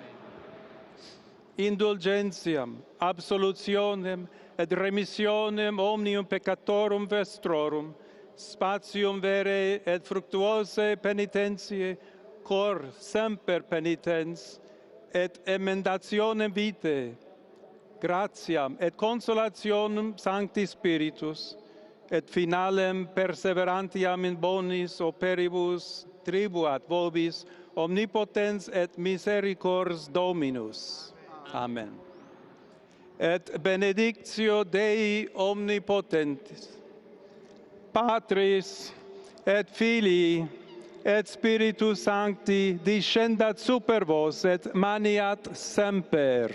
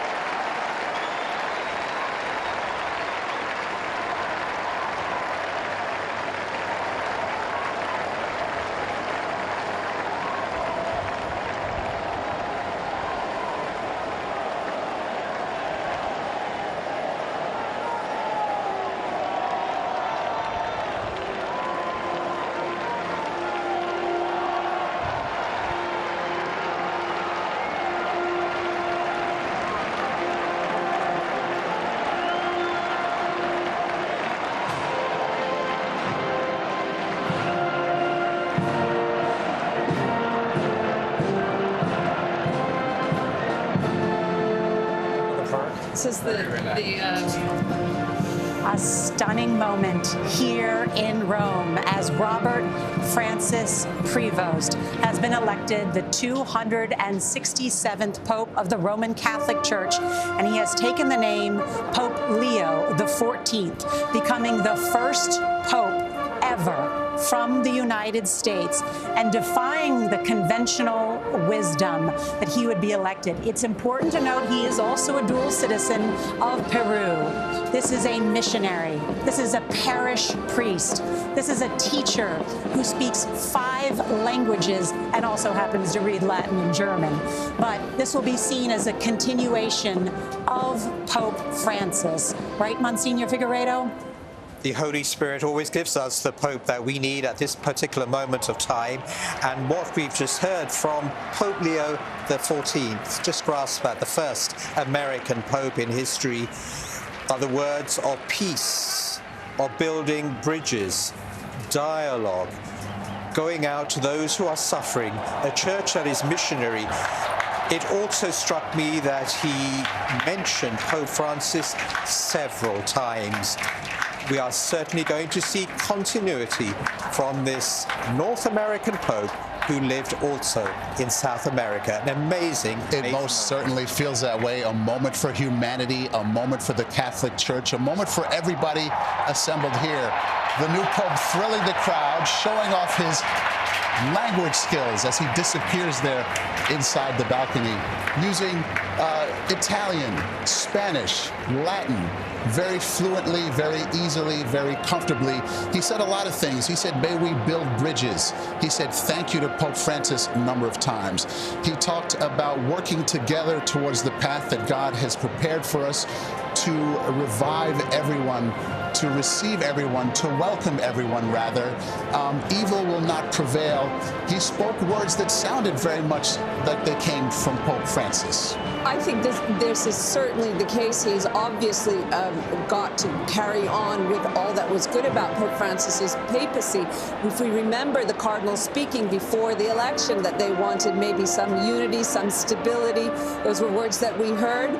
This might be the man that they thought could bring both the Francis pastoral aspect, but probably the American-style order, stability, and so on to the Vatican and to the papacy in general. I seem to gather that that is what he might represent for the cardinals. And he had the pastoral experience in Peru, but he seems to be somebody also who has worked here at the Congregation for Bishops at the Vatican, probably is able to take things by the cuff and deal with them. And even the way he was dressed in some ways harkened back to a somewhat more conventional look for the Pope, not just the simple white papal cassock, but also the other regalia. But you know what I was struck by? And you know, Norah, before we heard from Pope Leo, you had asked me what's he like.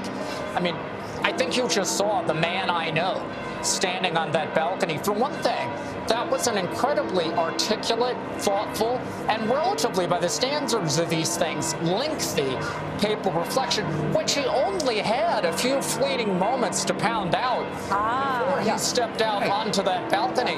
I mean, you have to give him props for being able to put something like that together in the emotion, the flush of emotion of the moment.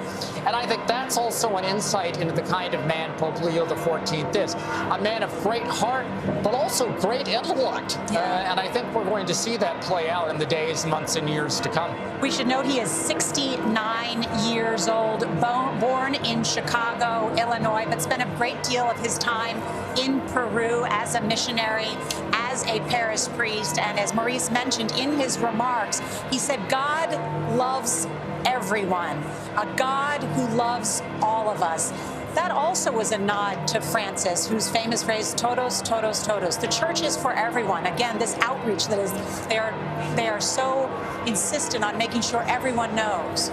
Pope Leo XIV, who, by the way, lived right next door to us at the Augustinianum, so we can expect him to come and pick up his luggage, perhaps this evening or tomorrow, seemed to me extremely serene. And he mentioned his own diocese, which is a very poor missionary diocese in Peru. I think that's very, very touching that we're going to see a Pope very much in the footsteps of Pope Francis. So interesting. You know, so much depends. When we first see a pope, we have ideas, and then we see as the papacy goes on, how does it change him as well, the office. But certainly from a first impression, it does seem that he has this kind of sensibility and sensitivity. We saw it almost tearing up, right? And yet we know he must also be somebody who is able to handle councils and finances and so on, because he also holds that position here at the Vatican. So the wonderful pastoral comment and remembering his village in Peru, but obviously the cardinals see in him somebody who can also be a very strong leader. And I think particularly you mentioned the financial problem. Let us not be naive. The Vatican is facing a very serious financial crisis, particularly an unfunded pension liability problem. And I think the election of American, there is something deep in the Vatican's DNA. When money is an issue, look to America. I'm reminded of the fact that in 1922, when they had to elect a new pope after the death of Benedict XV, the Vatican was basically broke. They had no way to pay for that conclave. So the Camerlengos sent an emergency message to the papal ambassador of the States saying, tell the bishops to open their wallets, which they did was how they financed that conclave. And something of the same instinct may be going on here. And as Monsignor Figueiredo was talking about with us, some of the wealthiest Catholics in the world are from where? From the United States. In fact, I was with a group just this past week, the Papal Foundation, who are handing Pope Leo XIV $16 million this week. Whoa, and that is significant. I just want to, there's so much to talk about what this means, but I do want to get a sense of that crowd, too, that has been spending hours in the hot sun in order to get a sense of who the Cardinals elected today. So Tony DeCopel of CBS Mornings is down in the square. Tony? Hey, Norah. Well, the crowd is starting to clear out now, but there's a moment from when the Pope appeared, the new Pope appeared on the loggia, the balcony there, that's going to linger with me for a long time. Like the eyes of the world, my eyes were faced to him towards St. Peter's Basilica, but at a certain point, for some reason, I'm not sure, I turned away and I looked instead at the crowd itself, and you have what seems like all of humanity. I have to pause for a second because a crowd just walked by chanting USA, USA. I'll get to that in a moment. First, the humanity. Turning to my left, people down the avenue as far as the eyes could see. And some are in prayer, their eyes closed, their head down. Others are looking skyward to the heavens. but each and every one I saw had a look of serenity on their face, and that's really what this is all about. Now, about the men chanting USA, USA. The Americans in the crowd found me. There's another chant. And we looked at each other and said, an American Pope? An American Pope? And then other people that were not American were doubtful. They were, are you sure? Are you sure? And then when Pope Leo from the stage said, hello to my people in Peru, major points. Suddenly he's not the American Pope. He's the South American Pope. So there's two answers to the question of where he's from. If you're American, you'll say, he's from Chicago. If you're not from America, you'll say, he's from Peru. I can only imagine, Maurice, what is happening in Chicago right now. They must just be losing their collective spiritual minds. John Allen, no one was more surprised up here than you. You know Robert Prevost, Pope Leo XIV, personally. What kind of Pope do you imagine he's going to be? Well, I think in a nutshell, you saw it in his performance on that balcony. I think he will be a man of great commitment to the social agenda, the peace and justice agenda of Pope Francis. Perhaps a bit more conventional in terms of his approach to some of the disputed internal doctrinal questions in the church. But above all, a blend of great heart and also great mind. I mean, if you think about the sort of sense of the moment and the sense of self it took for him to step out and deliver that almost State of the Union address that he gave not long ago. I mean, that was the product of a man who has an enormous sense that it's the product of a lifetime's experience of what this role of being Pope means. And as you say, he wrote that in less than an hour. He pounded it out, as it were, and delivered it beautifully and flawlessly. Yep. Take us to the dinner you had with him just the other day. What was that like? What's he talk about? What kind of person are we talking about? Well, it was 2 or 3 months ago. Part of it was we were talking about his experience in Chiclayo in Peru, the diocese where he served.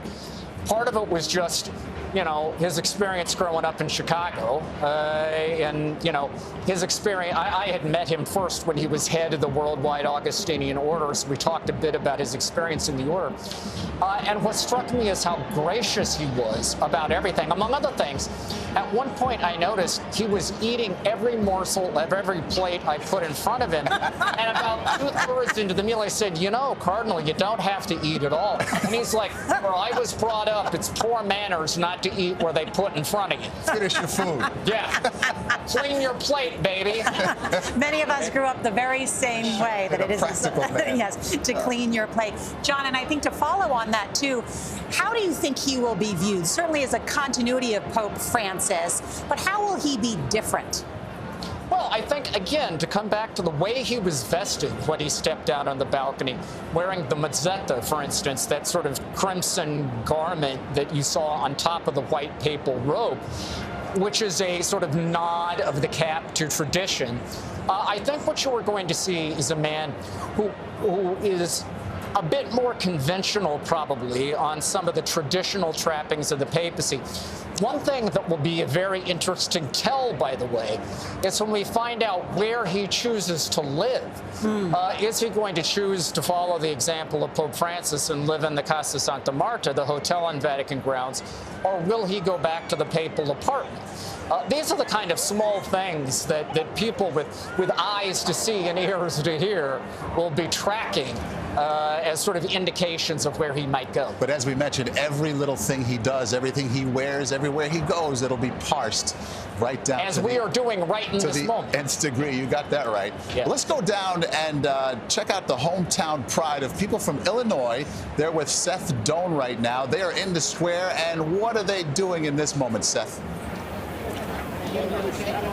That's right, Maurice. I met John and Jill Bowling this morning. They're from Illinois, and we were talking about what brought them here. They said, well, when we heard that there was a conclave, we had to buy a ticket and come to Rome. So you scheduled this trip from America specifically for this. And I said, oh, it must be, you're Catholic. And they said, no, we're not Catholic. And that's what got us talking. Why did this have an American Pope?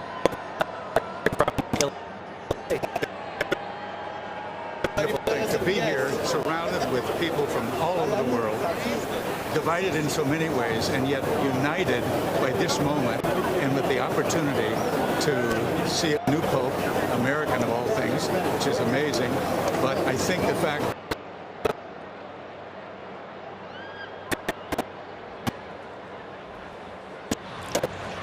All right, a little trouble there with Seth's signal. We'll come back to Seth in just a little bit. Father Monsignor Figueroa, you talked about not having a father in the spiritual sense after losing Pope Francis. Now you have one.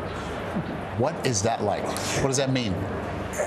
I think we really need to remember as well that Pope Leo XIV is an Augustinian. That's a religious order in the Catholic Church, founded by St. Augustine. St. Augustine was a very human man. He knew his own weakness.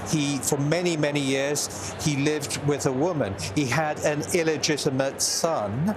That is the order that Pope Leo XIV joined as a young man. So we're going to see a very human father, one who knows our weaknesses and loves us. Who will have mercy. Will have mercy. You know, it's interesting, John, as we were talking about and exploring that question of how he may be different than Pope Francis. I know you've said that he's more pragmatic, more cautious, maybe more discreet, but he has also been outspoken on the issue of immigration and migrants, for instance. So he too, like you said, we don't know. He could too also be a revolutionary pope. Oh, very much so. I mean, one thing I think you can take to the bank is that Pope Leo XIV is an extremely thoughtful man.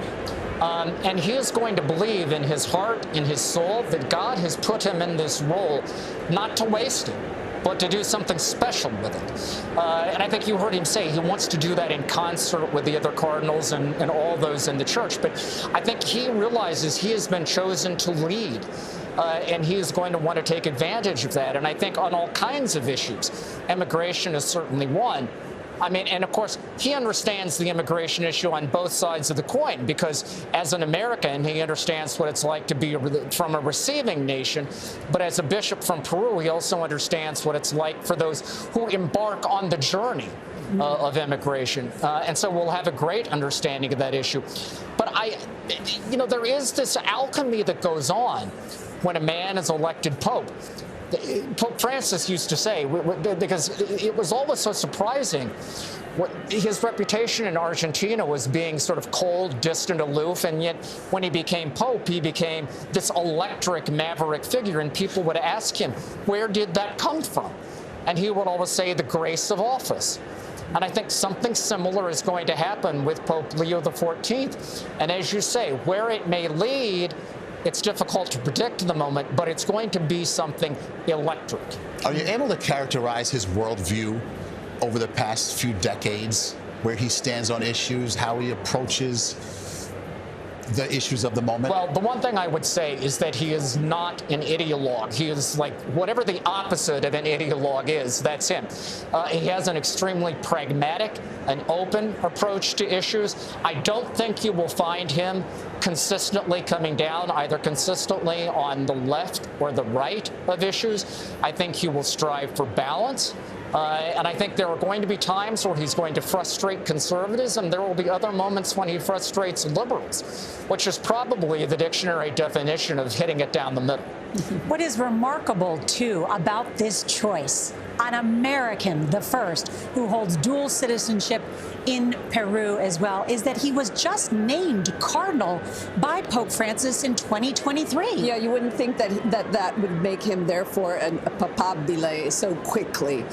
So it seems to me also the American factor is very interesting here, because common wisdom has always been no, an American is too black and white. An American doesn't have that nuance that we have here in the Italian Vatican in order to be part of the Curia even, and to understand how these things work. But it was precisely probably that is helpful to him in organization, in all of the characteristics that Italians tend to think of as an American, very organized, very black and white and yes and no. And then at the same time, the Peru connection, which would give him just that South American flair. In many ways, I think we're going to say this was the perfect choice. We have a Pope who has lived in South America, knows the United States of America, and has a missionary heart. He said it himself in his opening address, has a great theological background. Yeah, I think this is the Pope that we need at this time. Yeah, he mentioned he wants the church to be charitable to those who are suffering. Yes. He hit that theme a number of times. And he knows it firsthand. He's a missionary. He moved from Chicago to a poor diocese in Peru. He knows his people. He knows their needs. He himself, he quoted St. Augustine, which I thought was very interesting. He said, "With you I am a Christian, for you I am a bishop." In other words, I am one of you. Yeah. We have talked about that he speaks 5 languages, and as we've seen the Holy Father travel around the world, Pope Francis was prolific in his travel. I guess we should note the languages that he speaks. In addition to English, he speaks Spanish, which we heard him speak today, Italian, we heard him speak that, French, Portuguese, and then as I mentioned, he can read Latin and German. How important is that when you go and travel around the world? It's extremely important. You know, I think what is interesting is that John Paul, of course, was the great revolutionary. Now, Paul VI was the first pope to travel outside of Europe, outside of Italy. But John Paul II, of course, put papal travel on the map, right? 104 trips to 129 different countries. He traveled 2.5 times the distance between the Earth and the Moon during the course of his almost 27-year papacy. Incredible. And at the time, people thought maybe that was a unique charism of John Paul II. And both Pope Benedict and Pope Francis came into office saying, you know, I'm not really sure I'm going to travel as much as John Paul did. And they both ended up taking trips at the same exact annual clip as John Paul, because what they discovered is that travel is an absolutely indispensable tool for a pope to make himself present to the people.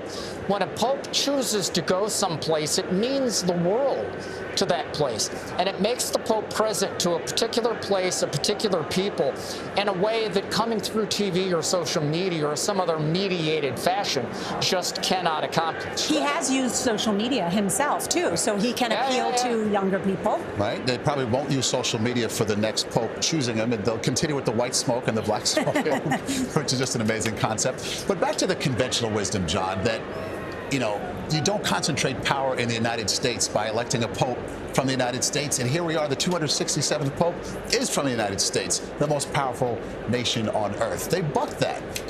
No one saw that coming. Well, first of all, the geopolitical logic is a little bit different than it used to be. I mean, this isn't the post-war world anymore in which America is the lone superpower. You know, I mean, there are other great powers on the world stage. But I think more than that, if we analyze the trajectory of recent papacies, right, John Paul II broke forever the Italian monopoly on the papacy.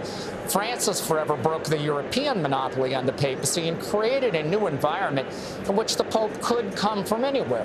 I don't think these cardinals cared about the passport that a candidate held.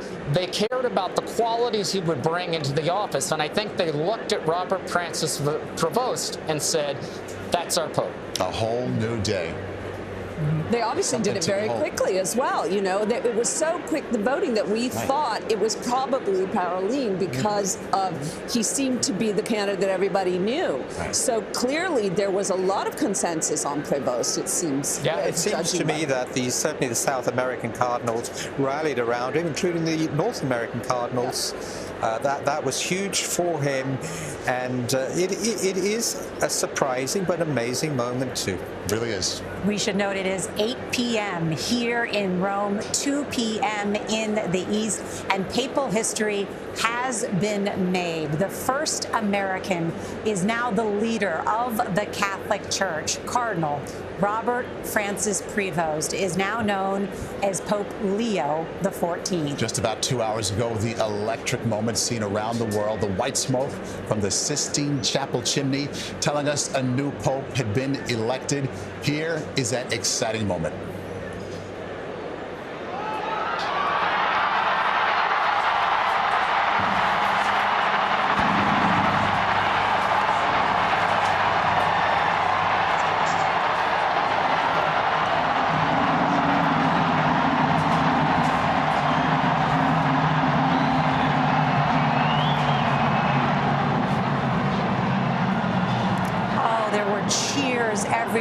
goosebumps. And then an hour later, Pope Leo XIV greeted the world for the first time to grant his Urbi et Orbi a blessing.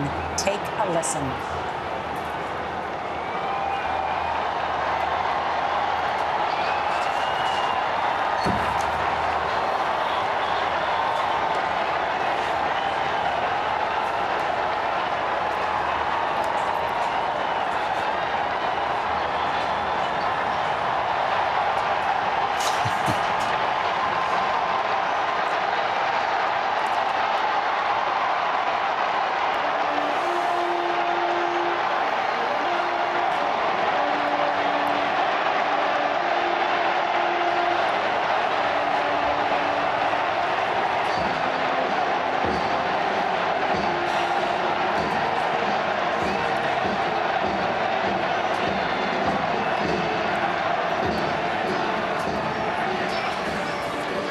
Spine-tingling moments, impossible not to feel something in that moment. We'll never forget this. Never forget it. And I think as John Allen, who is here with us, in his first appearance there, he hit it out of the park, speaking in first Italian as the new Bishop of Rome, and then in Spanish. He speaks many other languages, but his message, I think, has great resonance. Right, John? Oh, absolutely. I mean, if you think about what he was able to pack into that address, I mean, there was a great homage to Pope Francis that ran through it, but also a great nod to his Augustinian roots. And, you know, as we've been talking about him and his background, we haven't really hit much on the fact that he was twice a leader of his own Augustinian order. He was the superior in Peru, and then he was the superior of the worldwide Augustinian order. So his background as a missionary isn't just South America, it's really the whole world, because the Augustinian order is present straight across the planet. And so he has this sensibility. When he talks about God's love is for everyone, this is a man who, in his own life experience, has embraced that universality. You know, I don't think when Pope Leo XIV, and I'm sorry, I'm still having a hard time getting to calling him Prevost. When Pope Leo XIV, I don't think when he looks at someone, he sees nationality. I don't think he sees the things that divide. I think he sees the common humanity. And I think that's what we heard in his address tonight. I think that's what we'll see from him as Pope.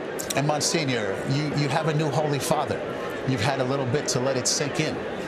Absolutely. It's a moment that is mind-shattering, really, for us, simply because I truly believe, as John was saying, this is a Pope with a shepherd's heart. He's a pastor. And I really believe the Cardinal saw that. He's a man who lived with the people. You know, Pope Francis always used to speak about staying with the smell of the sheep. And it wouldn't surprise me if we see Pope Leo XIV walk over this evening to the Augustinian house next to us to greet his brothers, whom he lived with. This pastoral approach, as you are mentioning, and I think him as a missionary, right? A parish priest, a teacher, all of those things that we've been talking about, his qualifications, no doubt. And certainly, but one thing that people are talking about and starting to talk about, because this is an unconventional choice, the American, as we were all very surprised. He was on our list of the Popefuls. We've done the research, but it is an unconventional choice. But one of the things that is coming up in the discussion is certainly the Vatican's financial problems. How much do you think that was a factor? I mean, it was in the huge Wall Street Journal investigation just yesterday about this. How much, Delia, do you think this was a factor? Well, I think it was. I think it was because as head of an order, even, he would have had to have had some experience with financial dealings. And even if he doesn't personally have it, I think they might have looked to an American to be the presence, to make the tough decisions and to be on top of the issue, because the problem with the Vatican finances is that you have to kind of pull in all the threads and really keep the books straight. And so I think that that was a large part of why they went towards an American. And then, of course, the fact that he has the Peruvian pastoral experience, the combination is just perfect for those kind of issues. As long as we're talking about tough issues here, we can't ignore the church sex abuse situation. And you say there's some tangential, at least, contact with that on the part of the new pope? Yeah, so there are advocacy groups for the survivors of clerical sexual abuse who have raised critical questions about the new pope's record. One involves a case from Chicago when he was the provincial superior in Chicago of a priest who had been accused of abuse and was placed under supervision in an Augustinian residence, which was actually located near a school. Now, this was before the U.S. bishops had standards saying that was inappropriate, but nevertheless, that's being looked at. And then there's other cases that date from the time he was the bishop of Chiclayo in Peru, cases that predate him, but he inherited them. And there have been critical questions raised about how he responded to them. Now, it should be said that those who know the new pope well have defended his record both in Chicago and in Peru vigorously. And I am sure that this is a conversation we are going to have in the days to come. I will bet you, however, that this is an issue where Pope Leo XIV is going to want to move quickly and aggressively because he understands two things. One, he understands there's been criticism of his record, and he's going to need to put that to rest. And number two, especially as an American, he feels in his bones the way that this issue has been a cancer eating away at the Catholic Church for 25 years now. And he's going to feel a special obligation to be on top of it. Right. And anecdotally, I know of many Catholics who no longer donate or tithe money, because most Catholics will give 10% on Sunday in the collection basket. They no longer tithe to the Catholic Church because of this very issue. So it has become one people feel that the Church has not dealt with adequately. One other big issue is the issue of women in the Church. It is something I spoke with Pope Francis about a year ago, asking him, of course, he has allowed the Church, the Synod, to study that issue about women as deacons. Just yesterday, I was in St. Peter's Square, and Sister Rose from San Diego, who now lives here, approached me. She's been a nun for 60 years, and it's on my Instagram page, and she said to me she wanted Cardinal Prevost because she believes he could advance the cause of women in terms of power positions. So I'm curious what we know about that.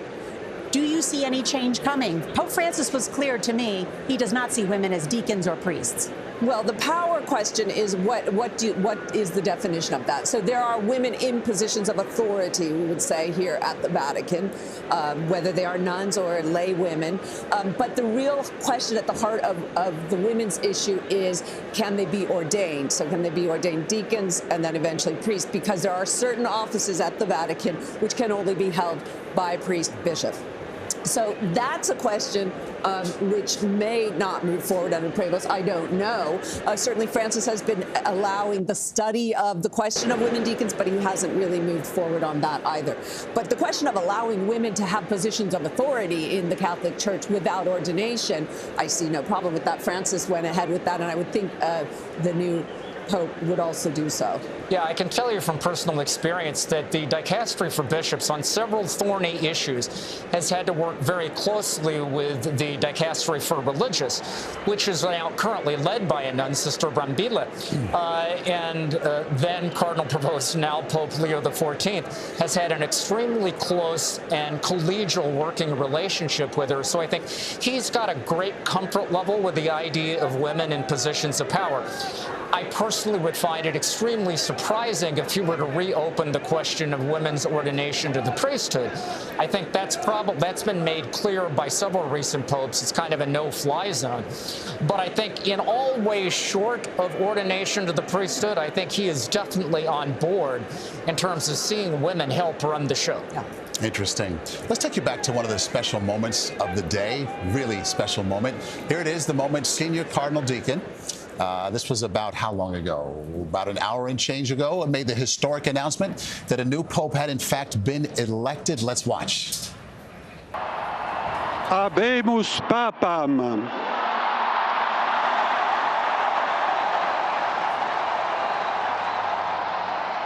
Eminentissimum, ac reverendissimum Dominum, Dominum Robertum Franciscum, Sancte Romane Ecclesiae, Cardinalem Prevost.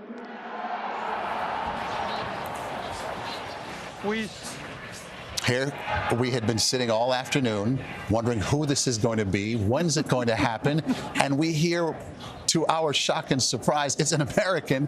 It's Prevost from Chicago. On the fourth vote. Right away, and we just were literally blown away, right? Blown away. Totally shocked. I mean, we had done all kinds of research and removed the Americans from the list thinking, not going to happen, right? Because that's the conventional wisdom. And we misled you as well, didn't we? Right, you had us thinking it's going to be an Italian. We were sure it was going to be an Italian. Right, and so here we are now, and you've had a little bit to let it sink in. Where are your thoughts right now? Well, I just, for myself, if we look back, Jesus himself chose the unlikeliest of candidates. Peter would have been the least likely candidate to be the first pope. You know, he denied him 3 times. He ran away from the cross. So we're just seeing a continuity of the first Pope Peter. I was just looking back in terms of an interview he gave as when he became the leader of the dicastery of bishops here at the Vatican, where he has had this powerful position after just becoming cardinal in 2023. And when he got that powerful position, he said, I still consider myself a missionary. This is a missionary, a parished priest, a teacher who speaks multiple languages. I just think that's a key part of this, a math major from Villanova. His biography tells us a lot about him. Absolutely. A kind of regular guy, the common man like Francis was, but seems to have another part of him which is going to help with a lot of the issues administratively at the Vatican that they wanted. And I think if we were talking about the Paroline earlier, that was one of the problems with him. Yes, he could have done the administrative side, but not necessarily the pastoral side. So they found somebody who's a wonderful pastor as well. Interesting. Leo XIV, among his first words were to say, thank you, Pope Francis.